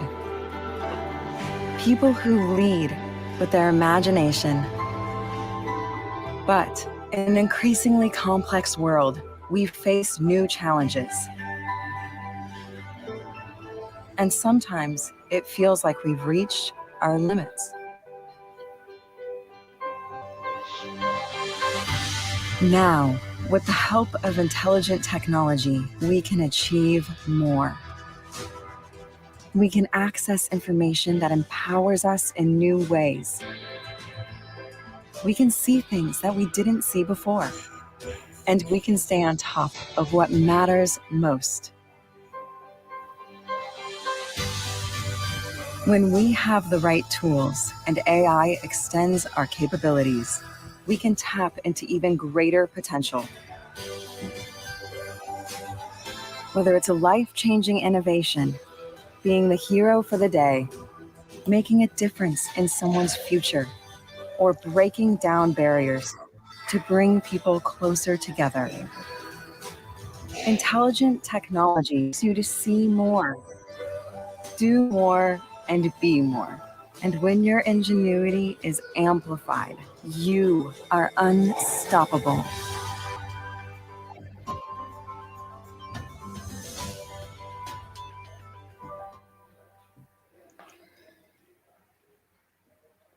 Thank you so much, Martha, for the opportunity, and back to you. All right, thank you so much. Wow, today's it's just a fire. I'm just loving the presentations and so forth. And I believe that everybody who is watching out there is benefiting a lot. It's not every day that we go on radio and actually find this kind of presentations and so forth. It's not every day. So thanks to technology, we are at another level, and we are unlearning, like what Professor Mthunzi said. We are unlearning certain habits and learning new things that can move us as individuals, organization, the continent, and globally. So thank you so much for the great presentations. I would like to ask something from all of you, the guests.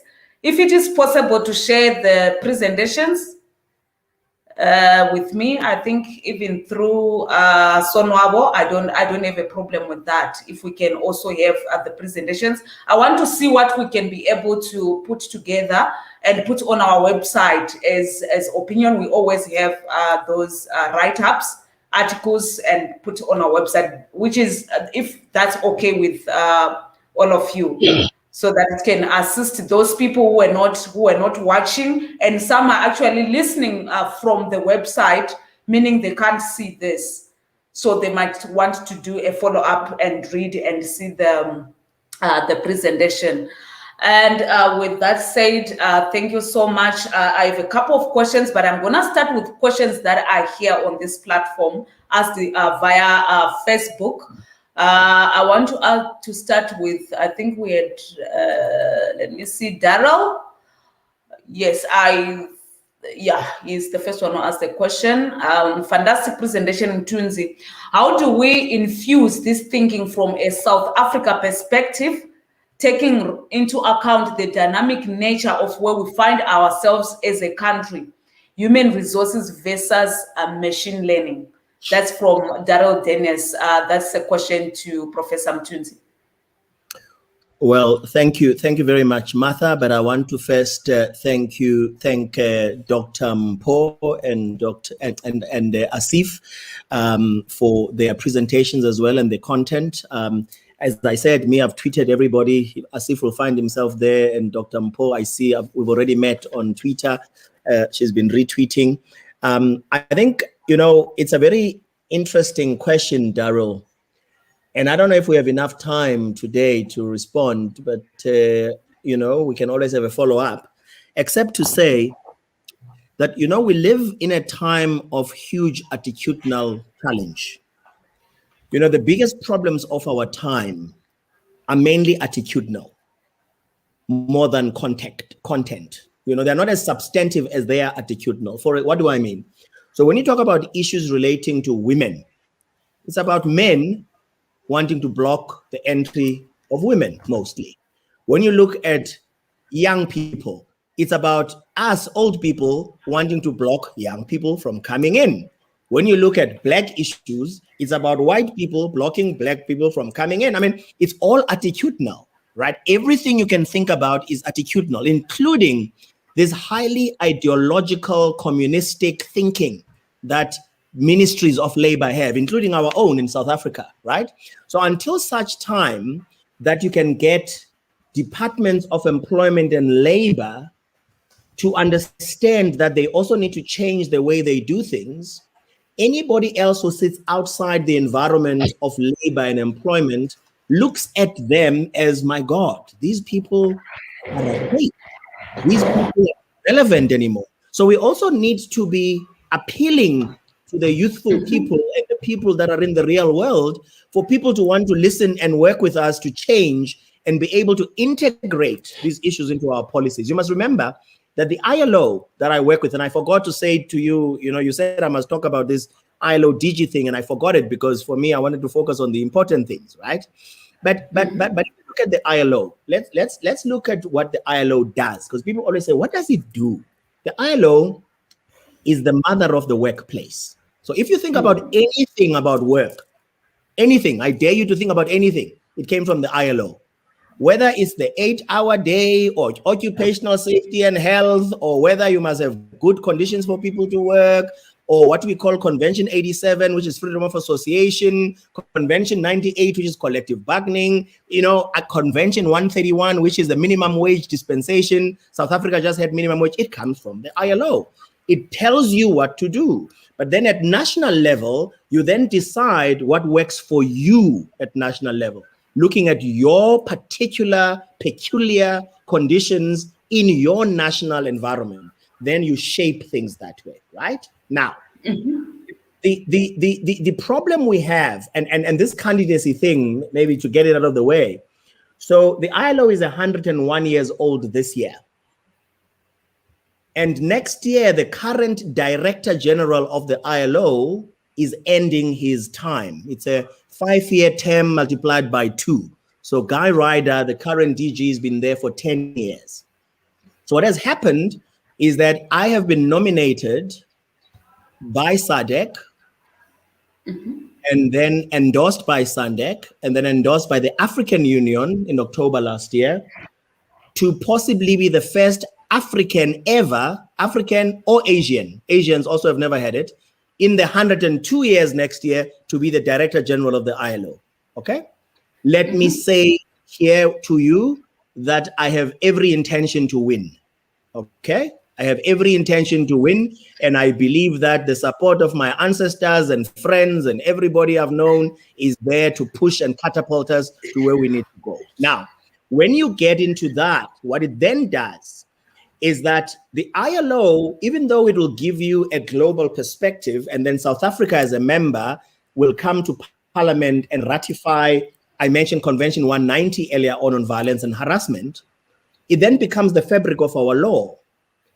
But those of you who've been around, and Daryl has been around a long time with me, without saying his age, both our ages, You know, we've been in the Black Information Technology Forum. I used to be the secretary of the BITF and the national chair of the BITF. I used to be the national chair president of the ITA, Information Technology Association, which Microsoft belongs to or belonged to at the time. I don't know if they still belong to now. But the thing that you will find is that South Africa has amongst the best laws in the world, and also has amongst the best minds in the world. Wherever you go in the world, you find South Africans, by the way. But here's the problem. South Africa could not implement if its life depended on it. We are the worst implementers in the world. We talk a good talk. The implementation part gets lost. Okay? And South Africans also have another element that, for me, I'm very happy to mention here to Daryl. And Daryl knows what I'm talking about, because we were talking right now on WhatsApp as I'm doing the presentation. South Africans disrespect fellow South Africans. Let me repeat. South Africans disrespect fellow South Africans. South Africans have no respect for somebody. The people here, Dr. Mpho Raburife and Mr. Asif Valley, they can do flick flags all around their community and everybody can say, these are the best minds we have. I promise you, I kid you not, they will never be invited to any serious conversation, because you know why? Because they think differently. They're not part of the private boys club, you know? So we always have to rely on everything coming from outside than things coming from South Africa. And South Africa has got some beautiful minds. They've got beautiful people, passionate people who want to do work, but we are never called to those things, because you know why? Some people believe they fought for our freedom better than others. They believe they have the monopoly of patriotism better than others, right? And for me, until we deal with those attitudinal, foundational issues, we will never do anything properly. I hope I've answered Daryl with that summation. Oh, wow. You answered all of us. Just not just thank you so much for that. And that's really well executed. And I must say, it's not just South Africa. Just looking at the whole African continent, how we do things, it's like people who really matter, they will never find themselves on the table. And this also attitude of we fought better, and I carried the FN, and you had an AK-47, so that one was doesn't really count. We are at that level, and the older generation also making it difficult for young people to penetrate the market, to be part of decision making. Wow, thank you so much. I think you are speaking my language. I'll be following you religiously. You might have to chase me. You are speaking my language, trust me. So thank you so much for that. I wanted to ask Dr. Mpho on this, and also if I can have all of you guys to answer that question. Let me do this. I had put together something. This is the inclusion of women, and just looking at the numbers that we have so far. Where is that thing? And now, not technology sometimes. Okay, women currently hold about 19% of tech-related jobs at the top 10 global tech companies, relative to men who hold about 81% in leadership position at these global tech giants. Women make up 28%, with men representing 72%. How can we bridge this gap? The inclusion of women or the exclusion of women, what causes that? Is it women who are not interested, or were never exposed to tech and innovation, or what's the story behind that? If I can have the answer from almost everyone, I think that would be great. I think I'll wait for Dr. Raburife me first to speak for the women. Yeah, nah. So, look, I think Mthunzi kind of mentioned this in passing as who gatekeeps us from entering those jobs. These are, we're not part of the all boys gang. And if you talk about women, I would like for you to Google statistics on Black women in tech.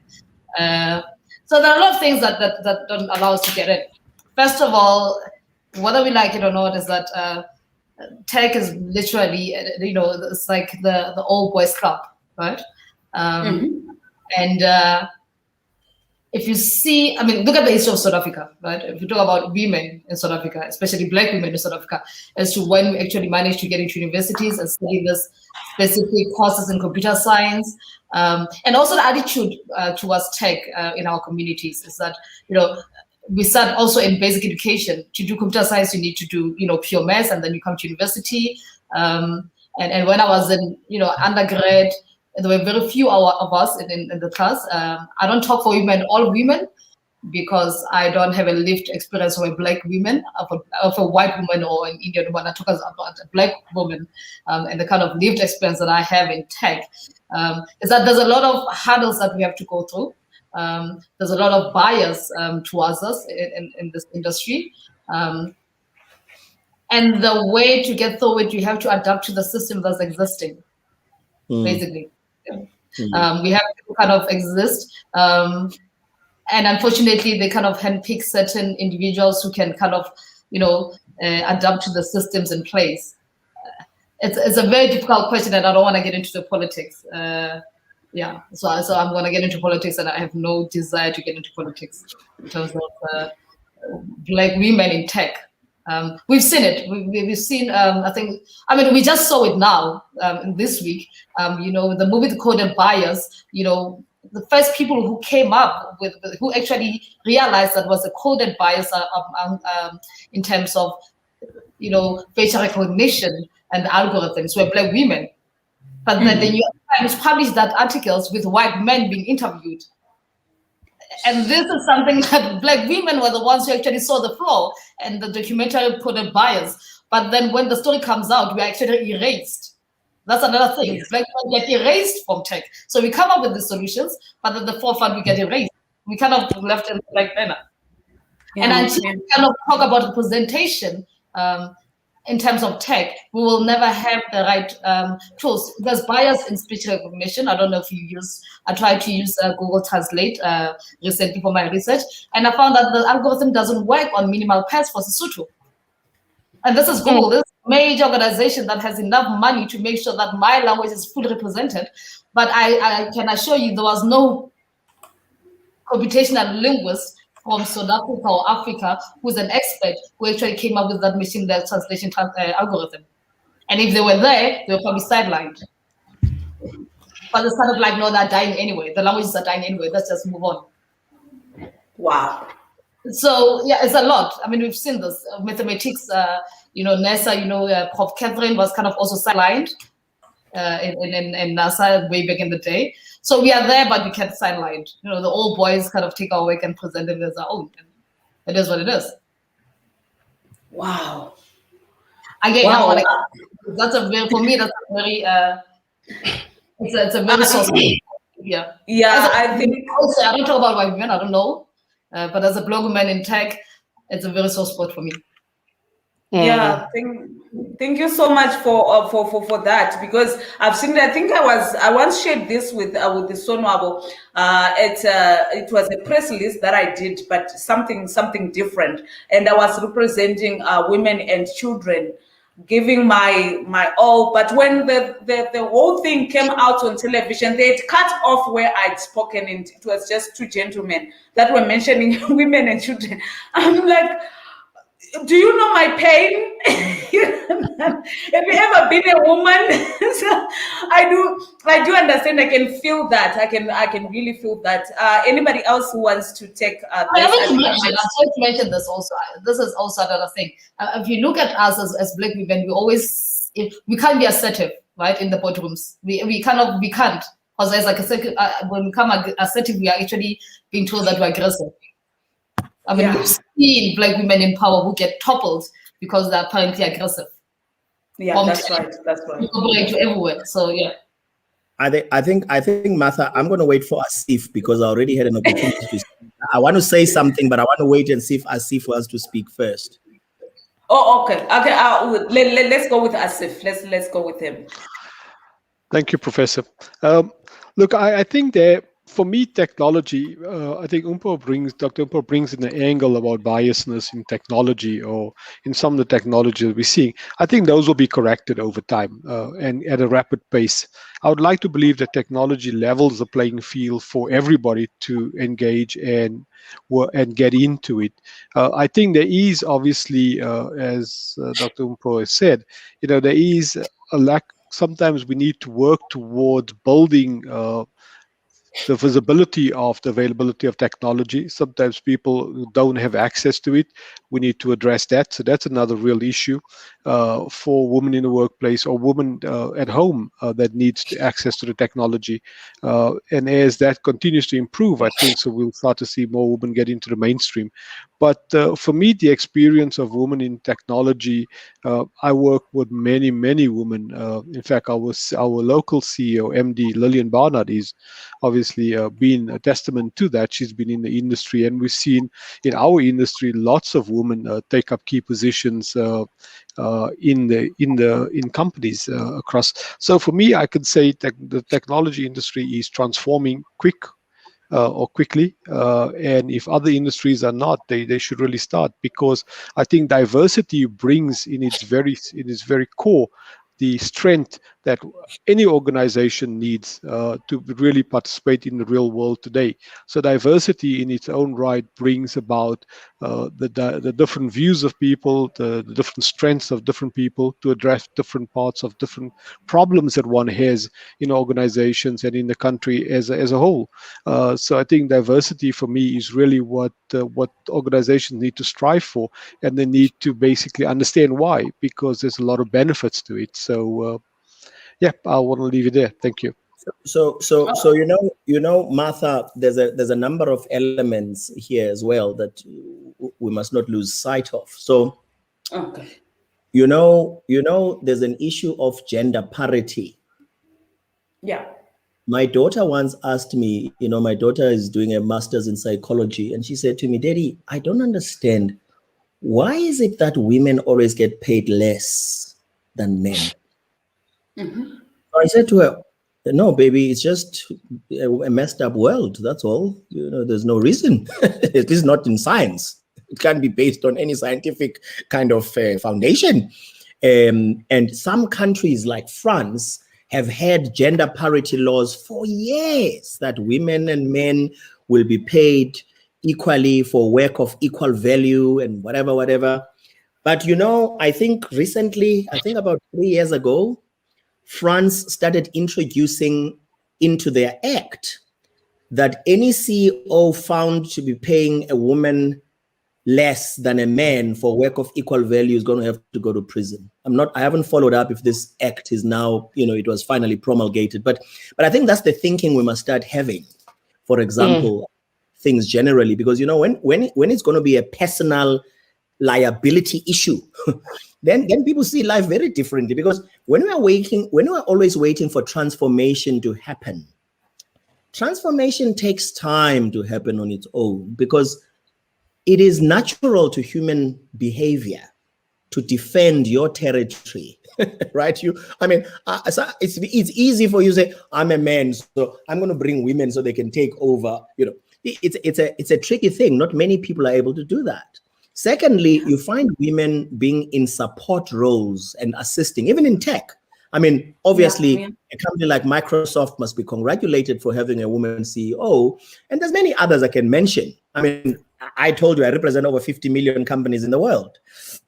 But I can tell you that out of these over 50 million companies I represent in organized business, less than 10% have women on their boards and in leadership roles, right? Now, why is that? Why is it that women have to be in support roles, cannot be trusted? You can trust women with our babies. We can trust women with our homes. We can trust women with our lives. We can trust women in hospitals, the frontline workers that during the COVID have been proved to be the most vulnerable people affected by all of this, but also the most functional people. We can trust them with all of that, but not with our businesses, not with life outside the home. This is hypocrisy. That's why I talk about attitudes. For me, it's all about attitudes. We all need to find a way and then put something in there that is going to make sure that compliance happens quickly. You know, it is Antonio Guterres, the SG of the UN. I'm not sure if it's him or if it's Beyonce that say this first, because I haven't checked where the quotation comes from. It might be even somebody else. They just quoted it. They talk about, you must always realize that power is never given. Power is taken. It's taken, yeah. So if the women and the youth are going to wait, I can tell you it's never going to happen. You're going to be waiting for us men, and we're going to be justifying why I must be the one to do the job. You know, when I'm done, I'll try and see. And then the next thing, my younger brother comes, and then so on and so on before my younger sister comes, because I have more faith in the patriarchal system. The other thing that I want to mention, which for me is also a very tricky situation for this conversation, but we can talk about it on another day. The huge fetish and fascination with the fourth industrial revolution. So I'm not a big fan of that concept, fourth industrial revolution. I must tell you, I don't like it. The guy who came up with it, Klaus somebody, what's his name, from the World Economic Forum, I forget his surname now. When I questioned him at a cocktail event that we hosted, he was talking about, you know, because he came up with this construction, fourth industrial revolution, apparently. He was the first person, I'm told. And then he was talking about managing the transition. So I was saying to him, so what do you mean when you say manage the transition? He's a European, right? He says, no, you know, it must all be globally inclusive. We must all be, you make sure we leave nobody behind. I said, okay, leave the slogans, please. Don't give me slogans. What do you mean? What do you mean when you say we're going to manage the transition and leave nobody behind? Now, there is no way you can manage a transition, no way, I'm telling you now, very seriously, without skilling, reskilling, and upskilling. It's that simple. You don't have to complicate it. Okay, it's skilling, reskilling, upskilling. That's how you manage a transition. That's how you manage people from one platform to the next. That's how you manage people with dignity and respect. Now, I always tell people very deliberately that I come from a rural village that you won't find in the map. Okay? I tell everybody all over the world. I said, my mother of 82 years old is in that village. I'm not going to go and speak 4IR to my mother in the village. What are they going to, what are you talking about? You're talking 4IR. They have no clue what that is. The majority of our people are in these communities and in these informal environments. All you need to tell them is this, whether it's the 4th or the 5th or the 6th or the 20th industrial revolution is not important, actually. What is important is, how are you going to move with the people and make sure that you transition with them and teach them to walk from one platform to the next? How are you going to make sure that communities continue to remain relevant as we go into the future? How are you going to continue to make sure that when we go home, some of us who've been going on for the last 35, 36 years, every year as Makotuka, whatever you call us, right? That when we go there, we find viable, resilient, sustainable communities. Okay, forget these labels that we get fascinated with and focus on the content of what it is we need to do, which is to create employment, create enterprises, create technopreneurs, create sustainable enterprises, and therefore create very sustainable economic hubs throughout the world. So I want to finish at that. But as you can see, for me, all of this is, we all need to be re-engineered, all of us. Because we've been given things. I mean, I will also tell you that as my nomination as the DG of the ILO, you know which three countries are strong against not wanting me to be a DG? They are 3 countries in the European Union: France, Germany, Belgium. Why? Because I'm not a very obedient kind of guy, you see? I'm not very compliant. I'm not going to be told by the EU what we need to do when I know what my African brothers and sisters' problems are. Because we tend to want to be given these imposed ways of dealing with things, disguised as solutions. They come disguised as solutions. So the one thing I'm not scared of, not Dr. Mpo, is being political. And the politicians don't like me much, and I don't care, because they don't pay my salary. They don't make sure that I live or don't live. They've tried, by the way, to block me from tenders. And for 13 years, 14 years, I've never had a tender. And guess what? I've lived, I've survived. Okay? So when you've done those kind of things, you don't have any other tricks in their bags that they can threaten you with. Then you know what they call you? They then call you arrogant. I hear now some of the ministers, they say, oh, that arrogant Mdwaba. You know what? I'm happy to be arrogant for the truth. All I know is that truth has become fake news these days, and we must all speak up. That's it.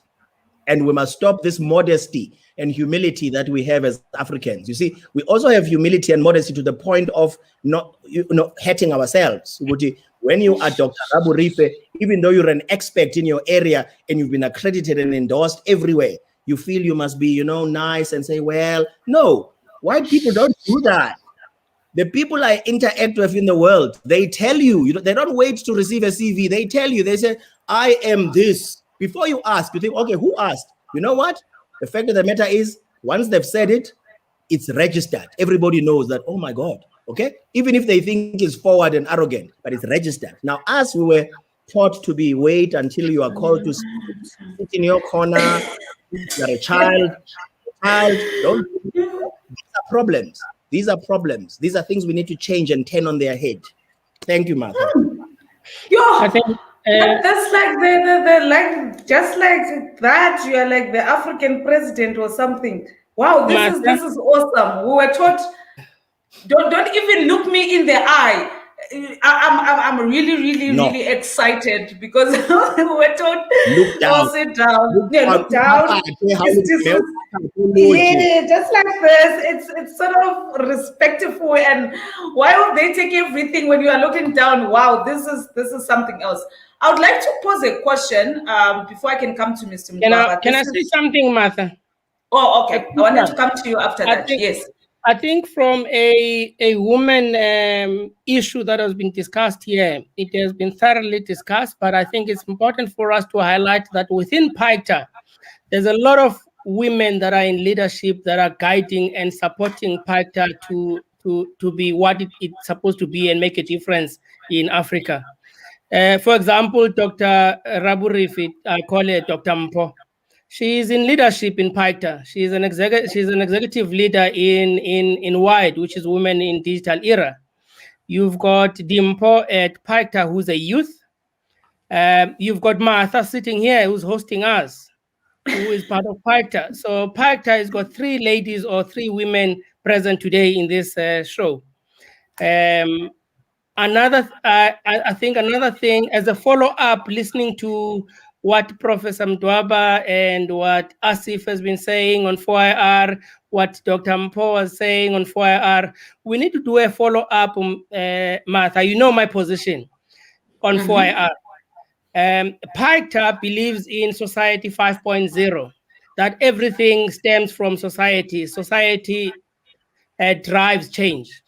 I think we need to have a topic on 4IR versus Society 5.0. Where does it take us? Because in society, in communities, as Prof is saying, you can't go and talk about 4IR,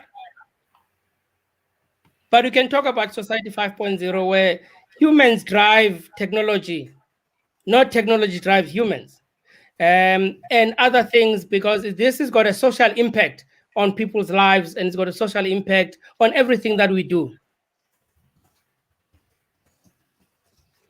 Anyway, let me leave it there.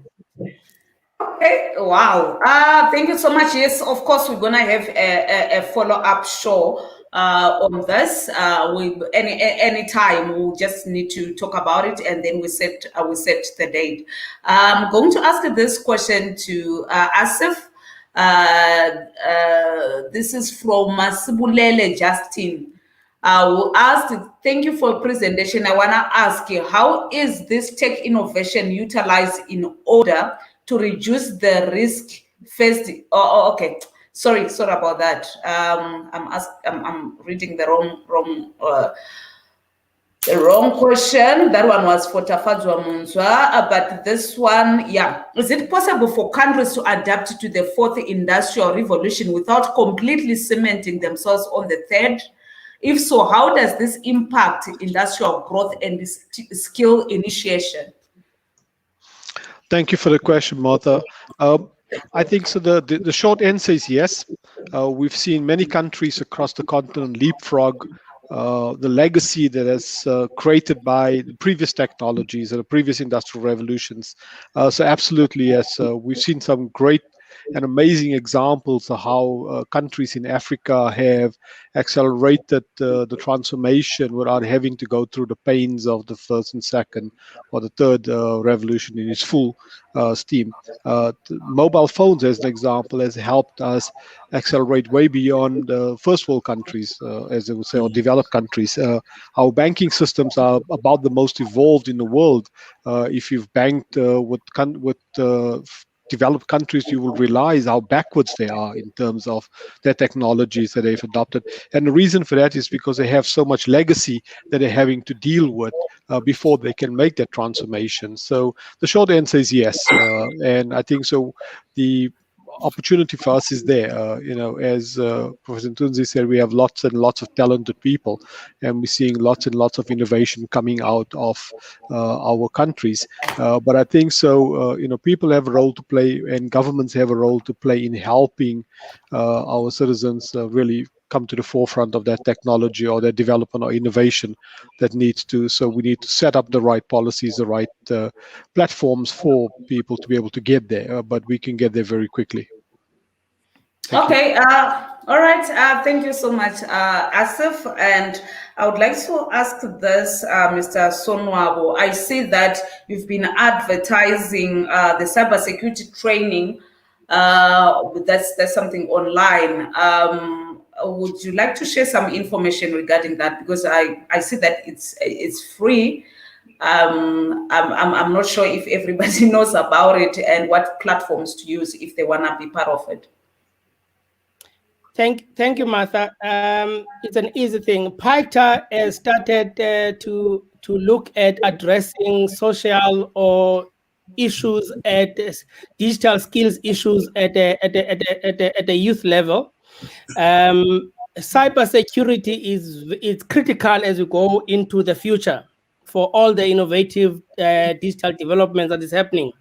And lots of youth are not specializing or focusing or getting the necessary training that is needed in the security space. So we've partnered with Cisco.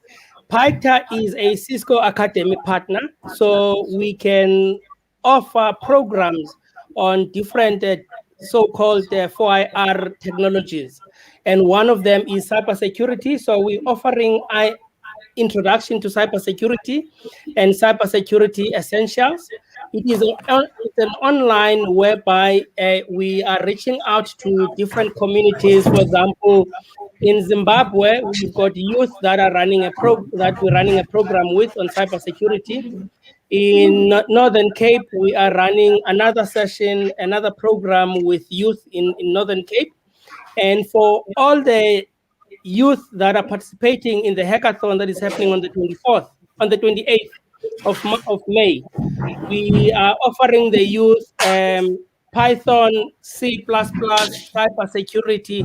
So it's a non-profit offering from Cisco, and as a non-profit entity, PITA, we are qualifying to offer those offer those non-profit courses.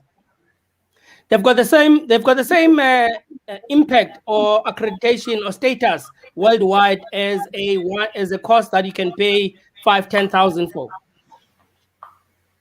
Okay. Wow, that's awesome.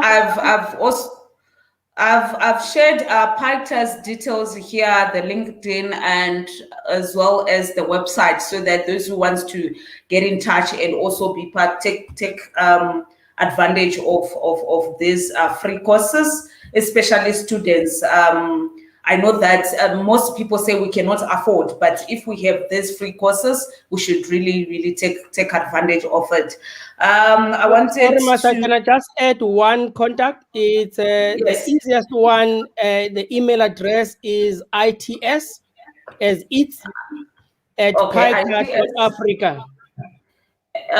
Okay, its at PITA.Africa. Africa. Okay. it's fine. I'm sharing that so that people can be able to contact. That's the branch. Sorry, that's the branch Dimpo was talking about, Institute of Technology and Science under PICTA. All right. Okay. All right. Not a problem. Thank you so much. I would like to ask Mr. Asif. I know that this is a question that most young people would be asking, and just looking at the number of people who lost their jobs due to COVID and so forth. What are the opportunities for skills development within Microsoft? Anything available at the moment, or what? Any platform that you would like to share where young people can actually, just go and surf to see what they can find? Absolutely. So the Microsoft Global Skilling Initiative provides the youth three types of opportunities. One is we have 10 learning parts on LinkedIn Learning, which they can go on to and train themselves up on. And those are fairly deep courses, and they're all free. So each course has around 13 modules in them. So it really gets them to really build the skills and capability that they need within those 10 learning courses that we have.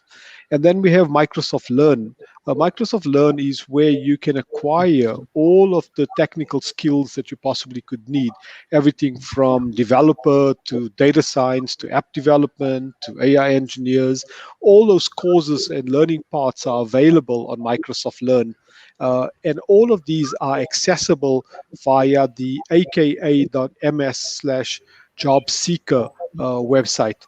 So once you go in there, you will have access to all of these free resources. And as I said, the 10 learning parts from LinkedIn Learning are hugely valuable.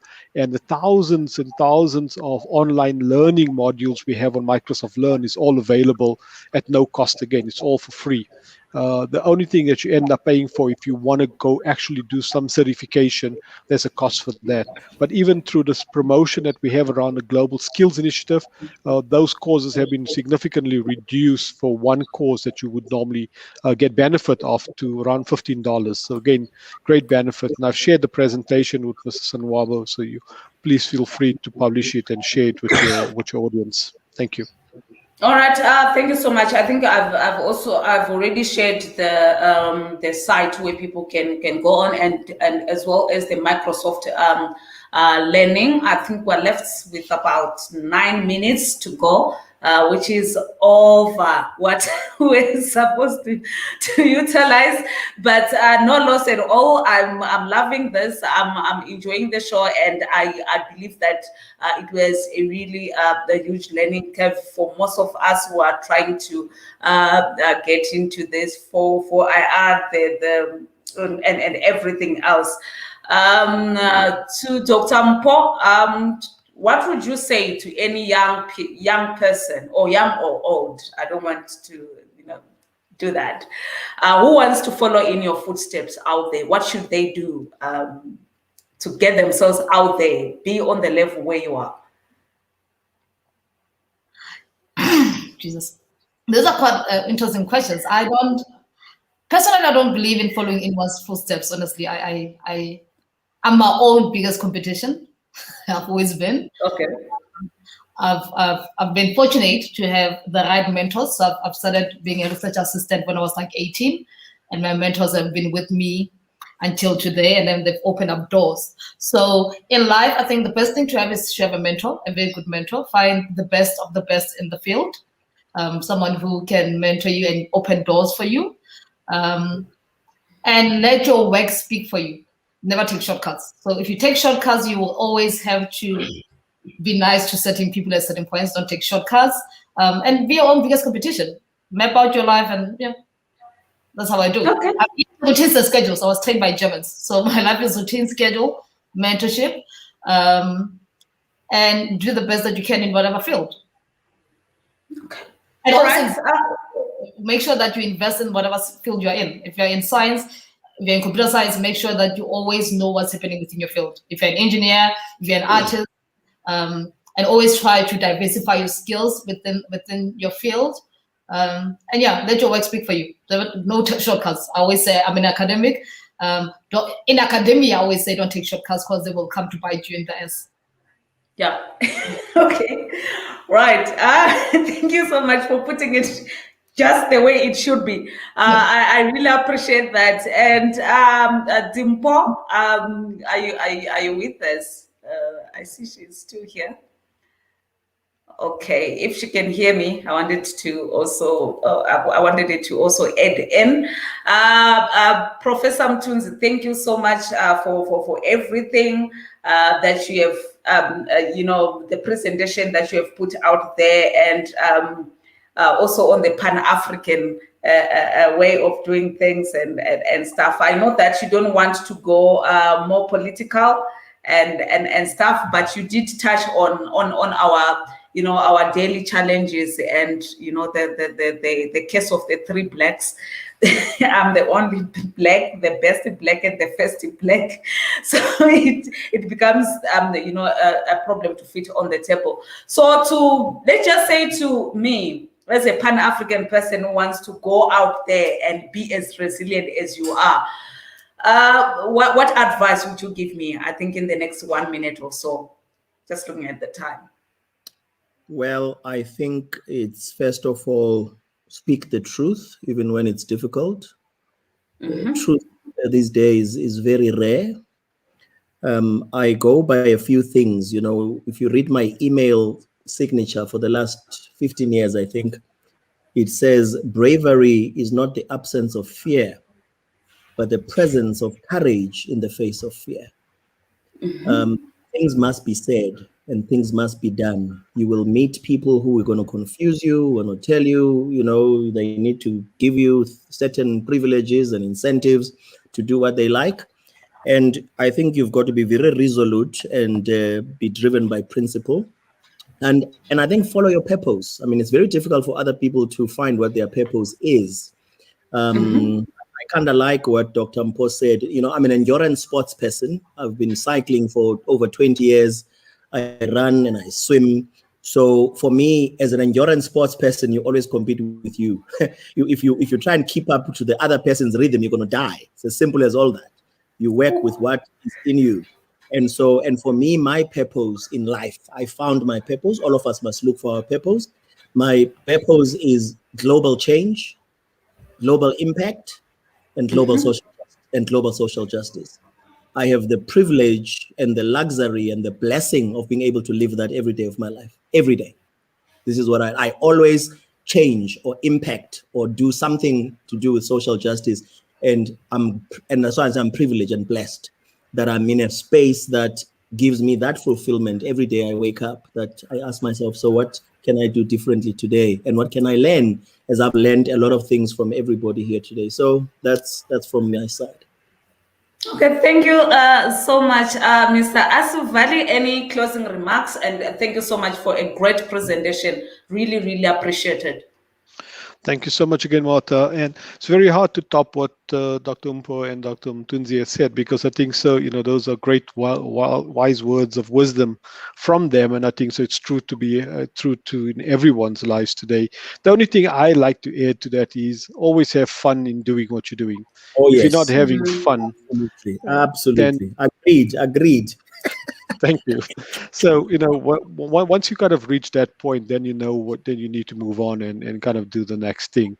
But yeah, so we're living in an ever-changing world. I think so we need to be able to continue to adapt and move and change. The world is no longer going to stand still. The times or the days of working towards your retirement and pension, those days are over. You work to the next opportunity, the next milestone, and next change, and continue to evolve and continue to change yourself and challenge yourself to make the next change. But thank you again so much for the opportunity. All right, great stuff. Thank you, Mr. Sonwabo. Any closing remarks? Thank you so much to Paita for bringing in Mr. Mthunzi Mdwaba. I know it was not easy to to get him, but those are family packs. We need to take advantage of that. If we can take advantage of that, why not? Any closing remarks? No, on this note, Martha, I must thank the guest speakers. I must thank you. I must thank your radio station, Radio 54, And not forgetting to thank Dimpo for making time to be online. And the listeners, I think it is at this point important for us to say, last year, this time, PACTA did not exist. And we are looking for support, we're looking for partnership, alliances for us to achieve our objective and our mandate in the continent. I thank you. All right. Thank you so much for being with us here. We are only left with a minute to go. It was a really great time being with people from the tech side.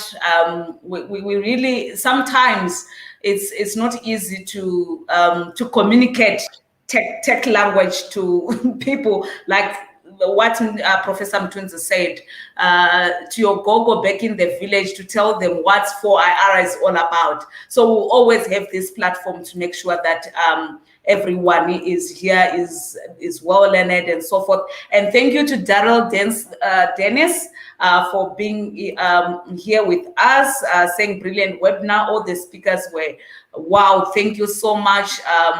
Thank you so much to everyone who is here with us. The tech team behind me who is assisting where technology is concerned. Thank you so much, Olinda Maroa. Thank you so much for tuning in. Until next week, until next time, we're gonna have a follow-up webinar on this. Thank you so much. Thank you.